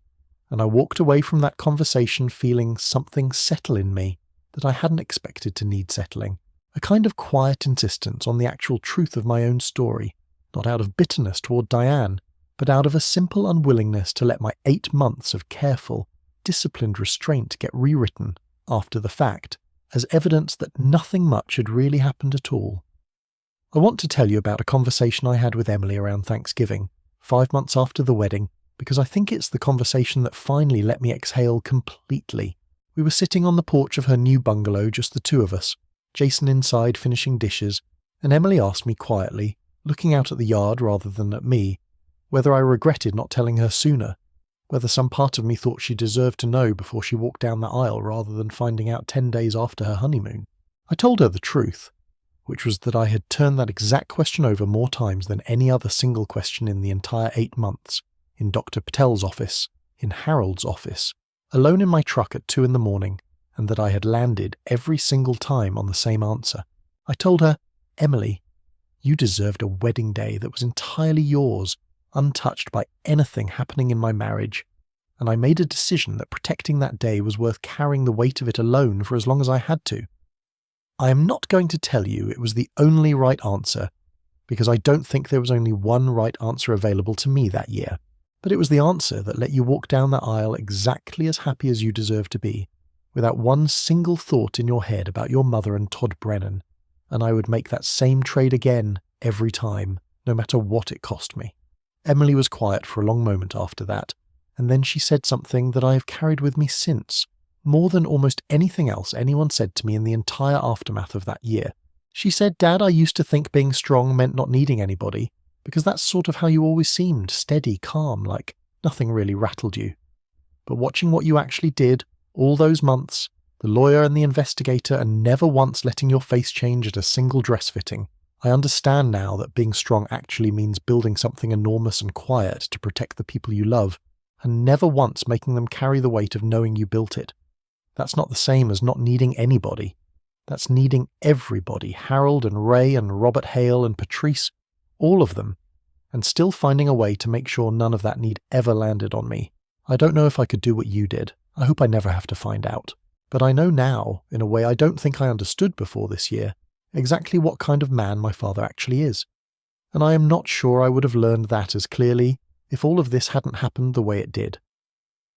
I did not have a good response to that, sitting on her porch in the fading November light, so I just put my arm around my daughter and let the two of us sit there in silence for a while, listening to Jason clatter dishes inside, and I thought, not for the first time that year, that there is a strange, backward kind of gift hidden inside even the worst betrayals, which is that they force the people who survive them well to discover exactly what they are actually capable of, exactly who actually shows up, and exactly how much love was real underneath everything that turned out not to be. I want to go back, for a moment, to something I skipped over,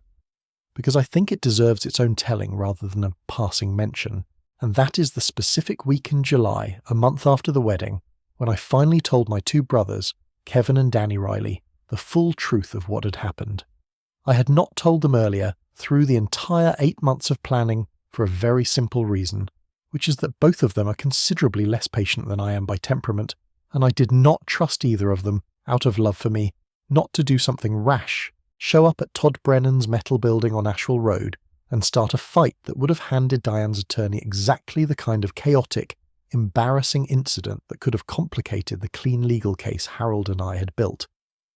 I called them both to my house on a Sunday in July, sat them down at my kitchen table, and told them everything, start to finish, the CVS parking lot, Ray Delgado, the Hampton Inn, the grey suit, the gravel lot behind the barn. My younger brother Kevin, who has always run hotter than me, went white with anger, and then said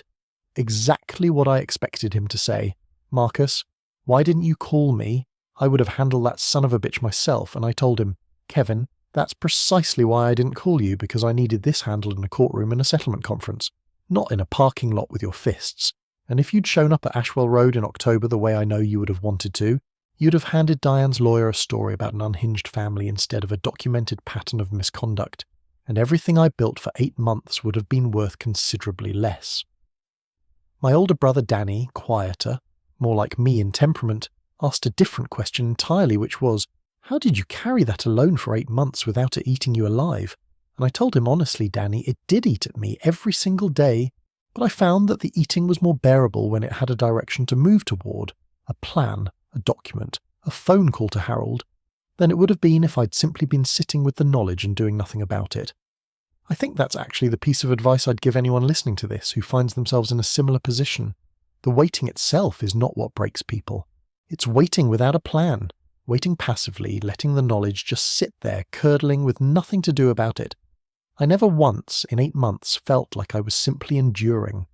I felt every single day like I was building, and there is a very specific kind of strength available to a person who is building something, even something as unhappy as a divorce case, that is not available to a person who is only enduring.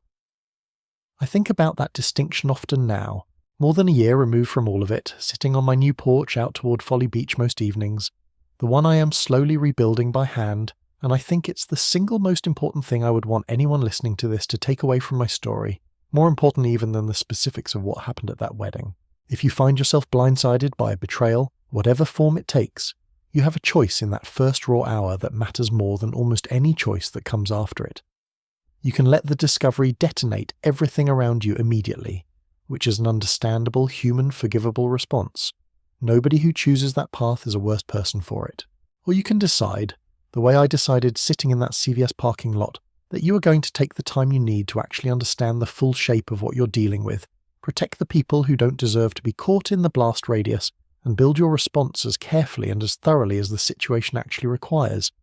Even if that takes months, even if it costs you 8 months of performing a normalcy you do not feel every single day at your own dinner table. I'm not going to tell you my way is the only way or even the best way for everyone. I'm only going to tell you that it was the only way I could find in October to protect the thing that mattered most to me, which was not my marriage by that point, but my daughter's wedding day, and I have never once in the year since regretted the 8 months it cost me to protect it properly. There is one final conversation with Diane I want to tell you about, because it happened only 2 months ago and because I think it shows something true about how these things actually resolve. In real life, once the courtroom part is finally finished, and all that's left is 2 people who spent 23 years together figuring out how to exist in the same small orbit of a shared daughter's life. Diane called me in May, almost exactly a year after the wedding, and asked if I would meet her for coffee. Not to discuss anything logistical, she was careful to say, just to talk, and I thought about it for 2 days before I agreed, mostly because I wanted to be certain I was doing it for the right reasons, not out of any lingering hope of reconciliation, which I want to be completely honest did not exist in me by that point, but simply out of a belief that 23 years of shared history and one shared daughter probably deserved at least the possibility of an honest conversation once enough time had passed, for both of us to have it without either anger or performance getting in the way. We met at a coffee shop downtown, neutral ground, neither of our regular spots, and Diane looked older than she had at the wedding, not in any dramatic way, just tired in a manner I recognised. The specific tiredness of a person who has spent a year absorbing the actual weight of a choice she made, rather than the fantasy version of that choice she'd apparently been living inside for the 18 months prior. She told me she was seeing a therapist of her own now, had been for about 6 months, and that one of the hardest things she'd had to sit with was the realization that the version of events she'd told herself for so long, that I was somehow inattentive, that our marriage had gone quietly stale in some way that justified what she did, had not actually been true, and that she'd built that story mostly to make her own choices easier to live inside of. She said, "Marcus, I've had to admit to myself that you weren't a man who wouldn't notice the house on fire. You were a man who was paying such careful attention that you built an entire second structure without me ever suspecting a thing. And I think what actually scared me most, that day behind the barn, wasn't getting caught. It was realizing I'd spent 2 years completely misjudging the person I was married to, and that terrified me more than the affair itself did, because it meant I didn't actually know you at all by the end, even though I always assumed I did. I told her, honestly, that I appreciated her saying that, and and that I did not need an apology from her in order to have already made peace with what happened, because I had done most of that work privately, in a church parking lot in February, long before any confrontation ever took place. But I told her something else too, something I had thought about for months and finally had the right moment to say. I said, "Diane, I don't think you're a monster, and I never did. Not even standing in that gravel lot. I think you're a person who got quietly lost somewhere in the middle of an ordinary life, the way people sometimes do, and instead of saying something honest about being lost, you built a secret instead. And secrets, in my experience, always cost more than honesty would have, no matter how frightening the honesty feels in the moment you'd have to say it. I hope you find whatever it is you were actually looking for in that hotel room, because I don't think it was really Todd Brennan. I think it was some version of being seen that you'd stopped believing you could still get from an ordinary marriage. And I wish, for both our sakes, you'd have just told me that instead, because I would have listened, Diane. I want you to know that, whatever else you take from this. I would have listened." She cried quietly at that coffee shop table, and I did not comfort her. Not because I wanted to be cruel, but because I understood by then that comforting her in that specific moment was not actually my job anymore, and that she needed to sit inside that grief herself, the way I had sat inside mine alone in a church parking lot months earlier, in order for it to actually mean anything. We finished our coffee, and we talked, briefly, about Emily, about how proud we both were of the life she and Jason were building, and we said goodbye in the parking lot, and I drove home. And I want to tell you honestly, I felt lighter after that conversation than I expected to, not because anything was resolved between us in any romantic sense, that door is completely and permanently closed, but because I think some part of me needed to hear her finally describe the truth plainly, without the softened and mutual fading version she'd told other people, in order to finish closing a book that had been sitting open on my chest for over a year. I finished the porch on my house near Folly Beach 3 weeks ago, on a Saturday afternoon in early June, almost exactly 1 year to the week after Emily's wedding, and I want to describe that afternoon to you because I think it says more about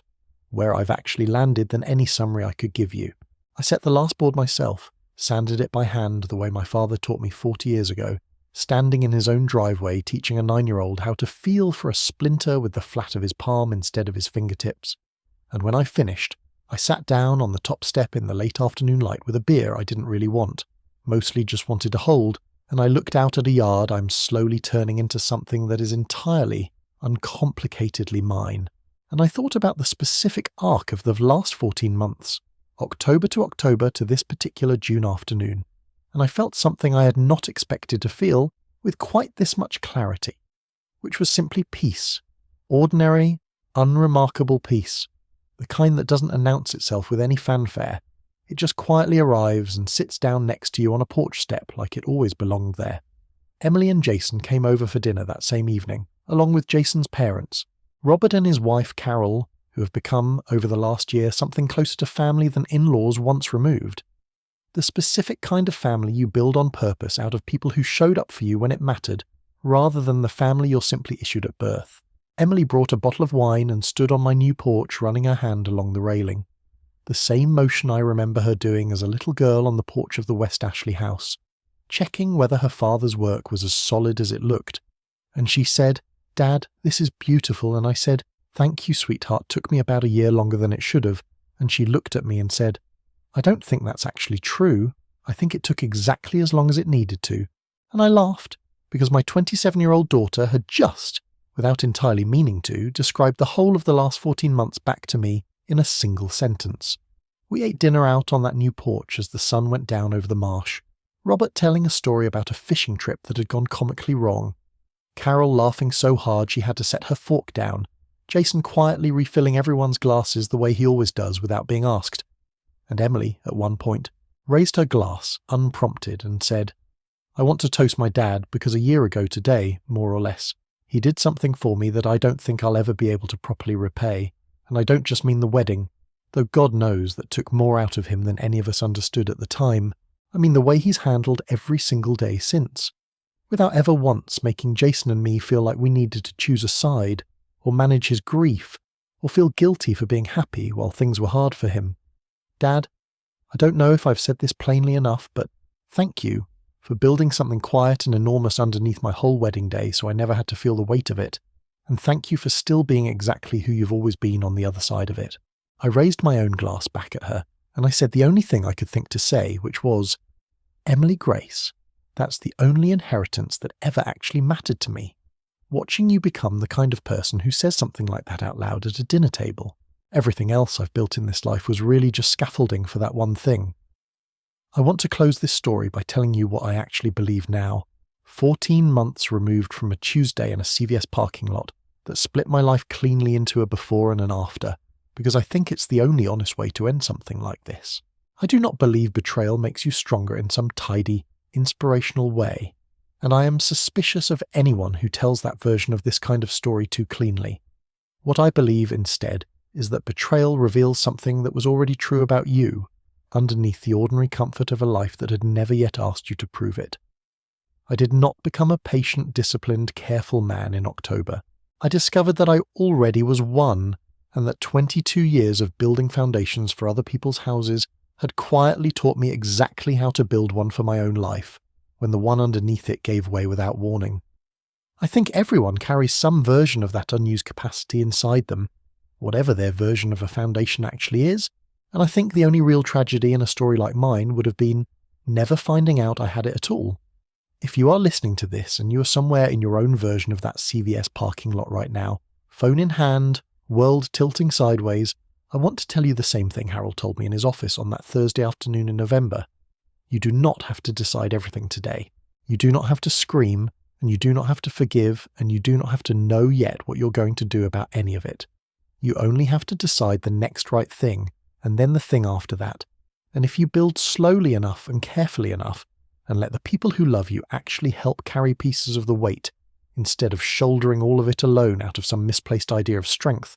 I promise you, the way nobody promised me back in October, that there is a porch on the other side of this. An ordinary, sturdy, entirely yours porch, waiting for you to finish building it, one board at a time, exactly as long as it actually takes. I want to go back and fill in a piece of the middle of this story that I skipped past too quickly, because I think it matters, and because it's the part that actually tested whether I could hold the whole plan together at all. It happened in early April, about 10 weeks before the wedding, and it very nearly unravelled everything. Diane came home one Tuesday evening, not a book club Wednesday, an ordinary Tuesday, and she was different, jumpy in a way I hadn't seen from her before, checking her phone twice during dinner, which she almost never did. And after Emily's rehearsal dinner venue deposit conversation wrapped up, and the dishes were done, she said, out of nowhere, "Marcus, do you ever feel like we don't really talk anymore? Not really." And I want to describe what it took in that moment to keep my face perfectly level, because some part of me understood immediately what was actually happening. Diane was not having a genuine crisis of conscience. Diane was testing the water the way a person does when guilt has started gnawing at the edges of a secret that's gotten too large to carry comfortably. Testing whether some conversation, some confession light, some partial unburdening might relieve the pressure without costing her everything. I told her, carefully, choosing every word, "Of course we talk, Diane. We're planning a wedding together. We talk every single day." And she looked at me for a long moment, and I watched her decide, in real time, whether to say more, and I understood with a kind of cold clarity that still surprises me when I remember it, that if she had chosen, in that exact moment, to actually confess, to tell me the truth about Todd Brennan herself, unprompted 8 weeks before the wedding, it would have changed everything about the plan I'd built, and I would have had to decide on the spot whether to reveal what I already knew or let her believe she was confessing something new. She didn't take that step. She looked at me for that long moment, and then she said, "Never mind, I'm just tired, wedding stress," and picked her phone back up, and I remember exhaling slowly once she'd left the room, because some part of me had been genuinely afraid for those 30 seconds that 8 months of careful work was about to collapse into a chaotic, premature confession that I hadn't fully prepared Harold or Ray to respond to yet. I called Harold the next morning and told him what happened, and he said something that steadied me considerably. He said, "Marcus, if she'd confessed last night, nothing about your legal position would have actually changed. The documentation still exists, the timeline still exists. You'd have simply had the conversation 8 weeks earlier than planned, and frankly, it might have made the wedding day itself less complicated rather than more. The only thing that would have changed is your own timeline for processing it, and you've had 6 months already. You'd have handled it fine." I want you to stop being afraid of the plan breaking, Marcus, and start trusting that you built it strong enough to bend without snapping if something unexpected happens. That's what a good foundation actually does. It doesn't prevent every crack. It just makes sure the whole structure doesn't come down because of one. I thought about that conversation constantly in the weeks that followed, because it reframed something in me that had been quietly, unconsciously rigid for months. The fear that any deviation from the exact plan I'd mapped out would somehow ruin everything. Harold was right, and I understood it more completely a few weeks later in mid-April, when Ray called me with a piece of information that genuinely did deviate from what I'd expected. And I found I could absorb it without panic precisely because of that earlier conversation. Ray had discovered, through a public records search tied to the floral invoice lead, that Todd Brennan had, 3 years earlier, before Diane, been involved in a similar pattern with a different married woman in Beaufort, a relationship that had also ended with the woman's husband discovering it, and the marriage ending in a fairly public, ugly divorce. A pattern Ray felt was worth flagging not because it changed the legal strategy at all,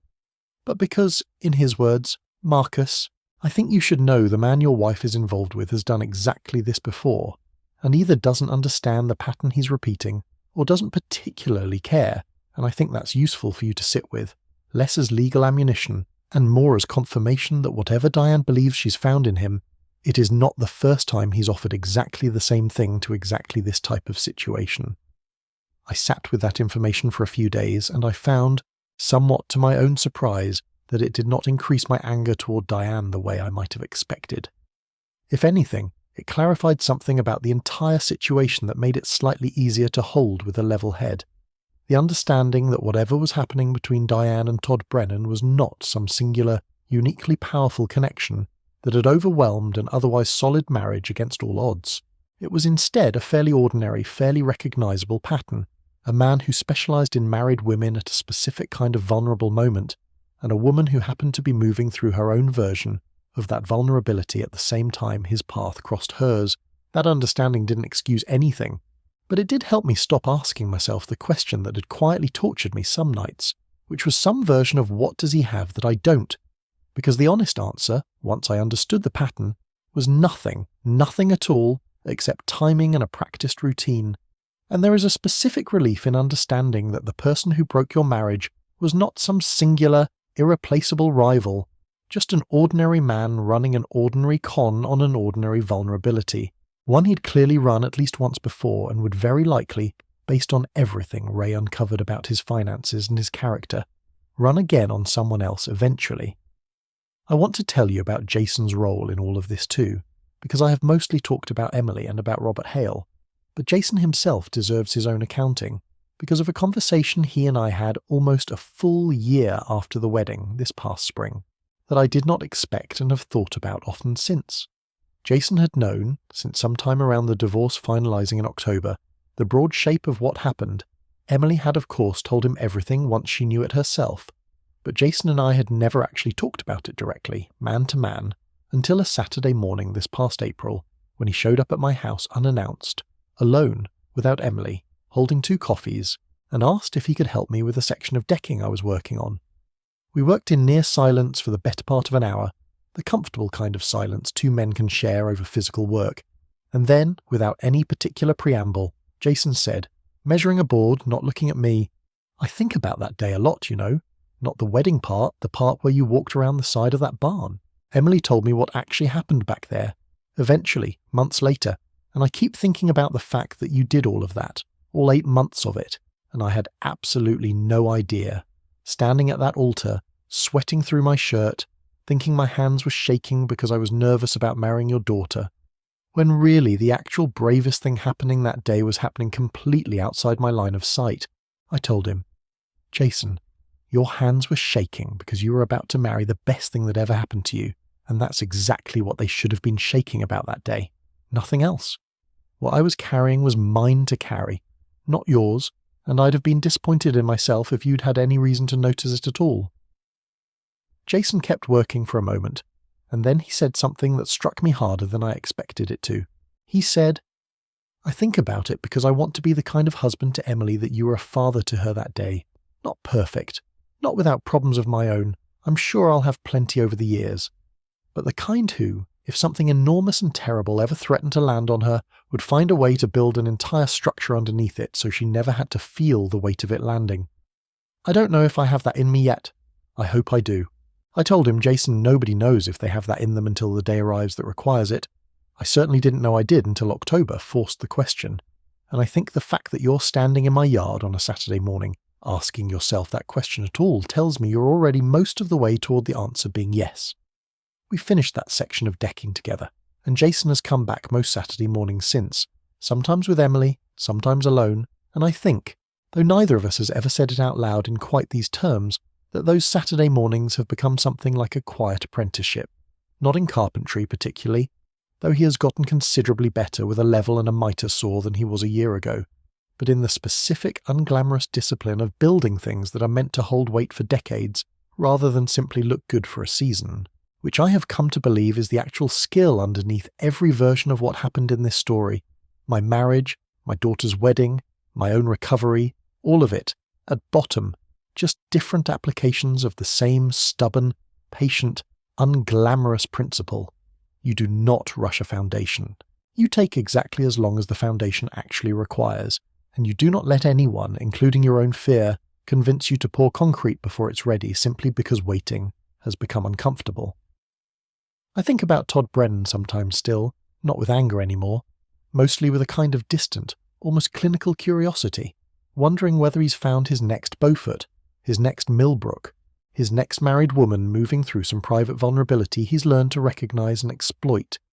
with practised ease, and I hope, genuinely, that wherever he's landed someone eventually does for that woman what I was able to do for my own family, protects what actually matters, documents what actually happened, and refuses to let a predictable, opportunistic man's timeline dictate the terms of anyone else's most important day.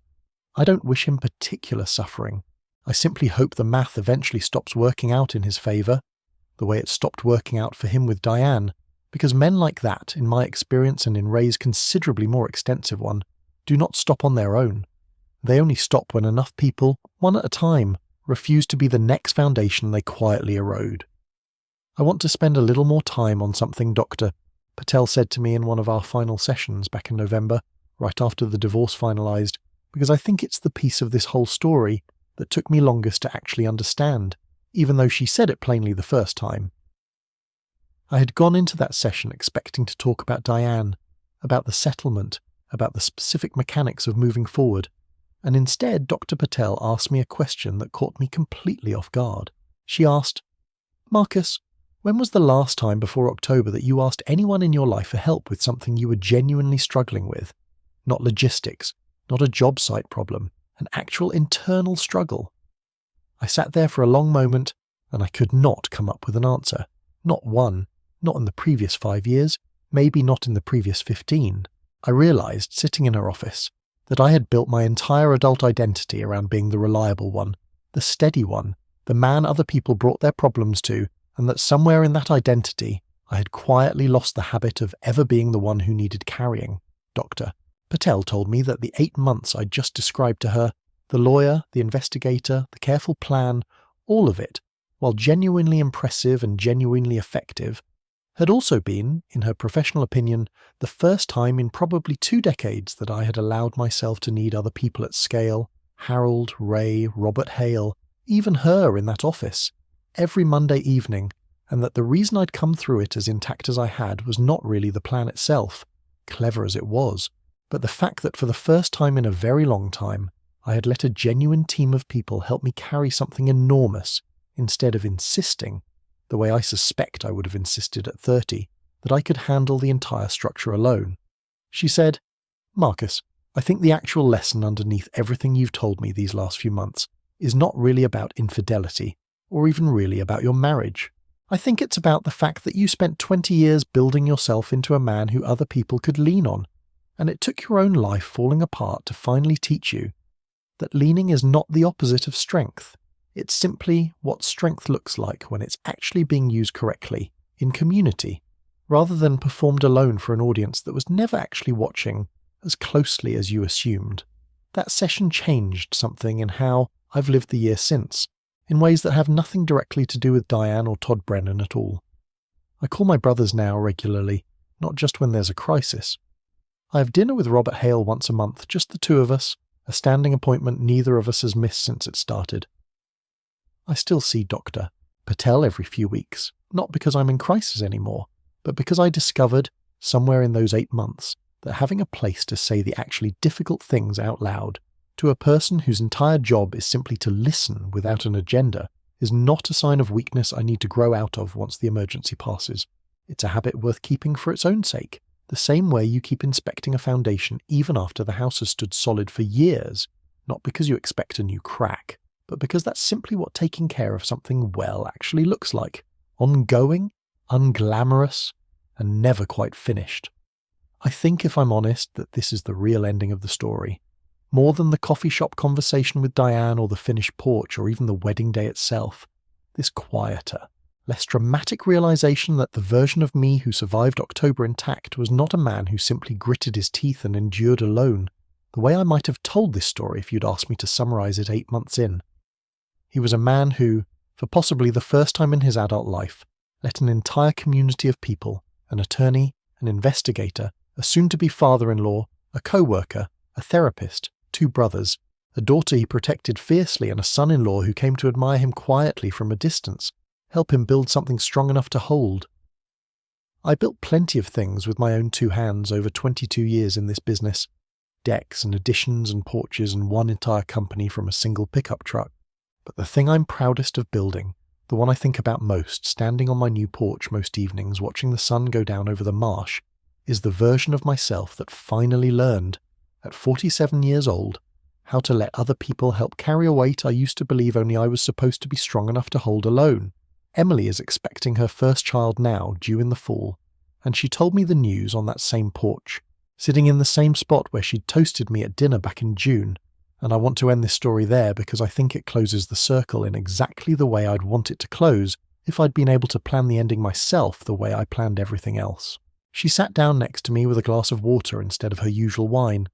which I noticed immediately because I notice things now, carefully, the way this whole year taught me to, and she said,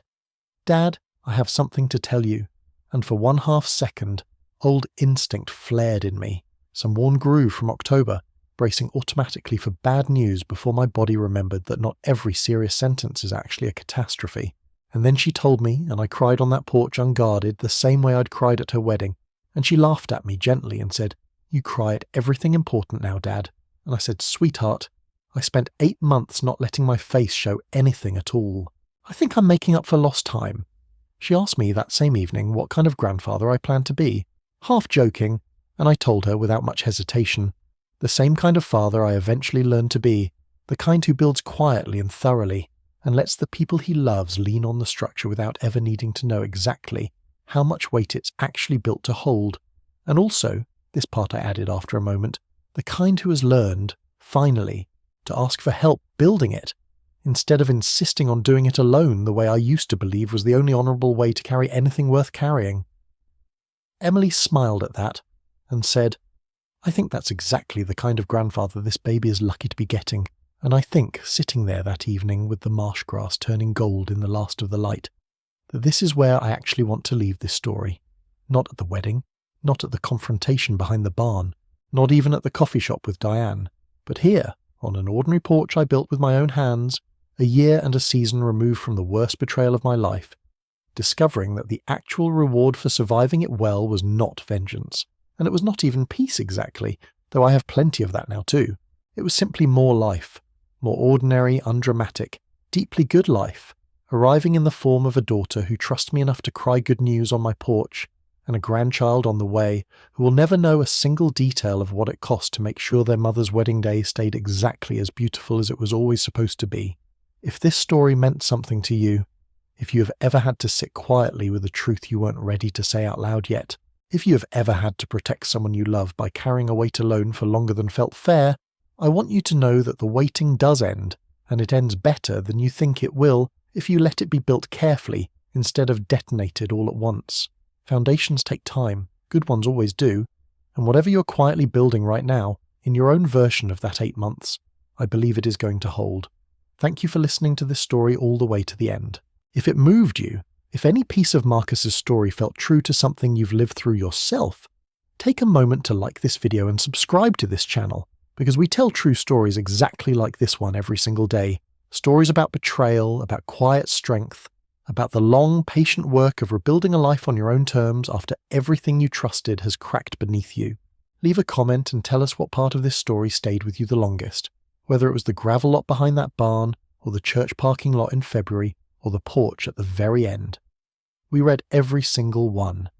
And if you know somebody who is quietly carrying a weight like this one right now, someone who needs to hear that patience and dignity can still win in the end, share this video with them. Turn on notifications so you never miss the next true story, because tomorrow there's another one waiting, and somewhere in it, there may be exactly the words you need to hear. Until then, take care of the people who show up for you. Forgive yourself for the years you didn't know you needed help, and remember, you do not have to rush a foundation. You only have to build it right. Before I let you go, I want to add one last piece I've held back until the very end, because I think it belongs here rather than earlier in the story, and it concerns Mr. Castellano's counterpart in my own life, an old subcontractor named Willis Boone, who I mentioned only briefly, the one who left a six-pack on my tailgate one evening without a word. Willis had been through his own divorce a decade before mine, a considerably uglier one, contested for nearly 2 years, and he came to me privately in March, about 3 months before the wedding, having noticed, the way people who've been through something notice it in others, that I was carrying more than I was letting on. He didn't ask me a single question that day. He simply sat on the tailgate of his own truck next to mine at a job site in Somerville, handed me a cold drink from his cooler, and said, "Marcus, I'm not going to ask what's going on with you, because a man tells you when he's ready, not when you ask.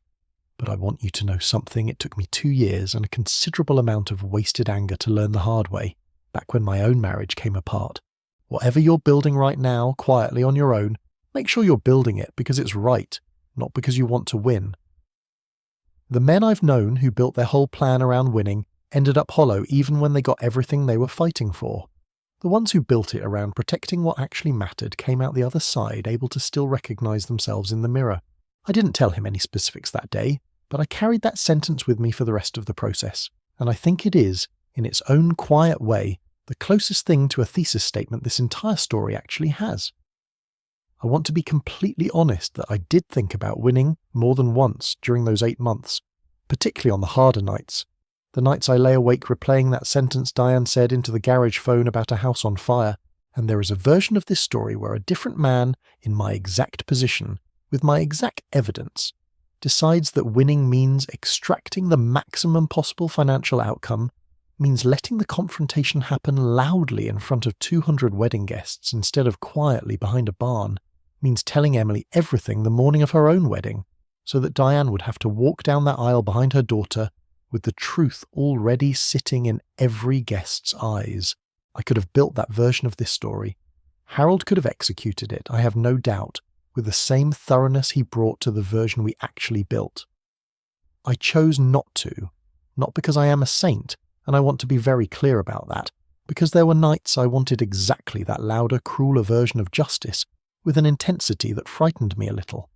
I chose the quieter version because Willis was right, sitting on that tailgate in March. I did not want to win a war against Diane Reilly. I wanted to protect a daughter, a company, and my own ability to look at myself honestly for the rest of my life. And those 3 things, it turned out, all pointed toward the same quiet, patient, unglamorous plan. The one that ended not with a scene at a reception, but with a gravel lot conversation nobody else ever heard, and a porch, a year later, where my daughter told me she was having a baby. That, I think, is the actual difference between revenge and the kind of justice worth building. Revenge wants an audience. Justice just wants to be true and complete and finished, so you can go build the next good thing without dragging the last bad thing behind you into every room you walk into afterward. I built the next good thing. I'm still building it, actually, one board, one Saturday morning with Jason, one dinner with Robert and Carol, one quiet phone call with my brothers, one porch step at a time. And I think, if there is one single thing I would want you to carry away from everything I have told you today, it would be exactly that. Whatever foundation you are standing on right now, whatever crack you have just discovered running through it, you get to choose, in the quiet after the discovery, whether you're building your response toward an audience or building it toward the truth. Choose the truth every time, It takes longer. It is considerably less satisfying in the first furious hour, but it is the only version of the plan that still feels solid enough to stand on, a year later, on a porch, with the people who actually matter sitting beside you. Thank you again for spending this time with me and with Marcus's story. If you're new here, welcome to this channel where every single day we bring you real accounts of betrayal, resilience, and the quiet, deliberate work of rebuilding a life worth living after trust has been broken. Subscribe now so you never miss tomorrow's story, tap that notification bell, and if this story helped you feel less alone in whatever you are quietly carrying tonight, let us know in the comments below. We read them all, every single one, and we will see you in the next story. One last thought before I go, because I keep returning to it myself. Late in the evenings when the marsh goes quiet and the porch light is the only thing on in the house, people ask me sometimes, usually carefully, gently, whether I would do all of it differently if I could go back to that Tuesday in the CVS parking lot knowing everything I know now, the $400 in legal fees, the 8 months of performing normalcy at my own dinner table, the long strange year of rebuilding that followed. And I tell them every time the same honest answer. I would not change a single decision. Not the silence, not the patience, not the 8 months of careful, deliberate work, because every single piece of it led, in a straight, unbroken line, to a wedding day that stayed beautiful for my daughter, to a business that stayed intact for 31 families who depend on it, to a version of myself I actually respect when I look in the mirror, and to a porch, a year later, where the best news of my life arrived in my daughter's voice instead of being buried under the wreckage of a scene I chose not to make. If that is the price of patience, I would pay it again tomorrow, and every day after that for exactly the same result. Some foundations are worth every single month it takes to pour them properly. This one, I can tell you now, standing on the other side of it, absolutely was. So if you take nothing else from Marcus Reilly's story tonight, take this. Grief and love can occupy the same chest at the same time without one cancelling out the other. Patience is not the same thing as weakness, and calm is not the same thing as not caring. A foundation cracked in silence can still be repaired in silence, board by board, phone call by phone call, quiet Tuesday by quiet Tuesday, until the day finally comes when you're ready to stand it back up in the light. Wherever you are tonight, whatever wall you're staring at wondering how it got here, I hope you remember that you are allowed to take exactly as long as you need, and that the people who truly love you will still be standing there, ready to help you carry the weight whenever you are finally ready to set it down. Good night, and I will see you in the next story. Rest well tonight, build slowly tomorrow, and never forget that a life worth having is always, in the end, a foundation worth taking your time with. My name is Marcus Reilly, this has been my story, and however long your own foundation takes to set, I believe completely that it will hold.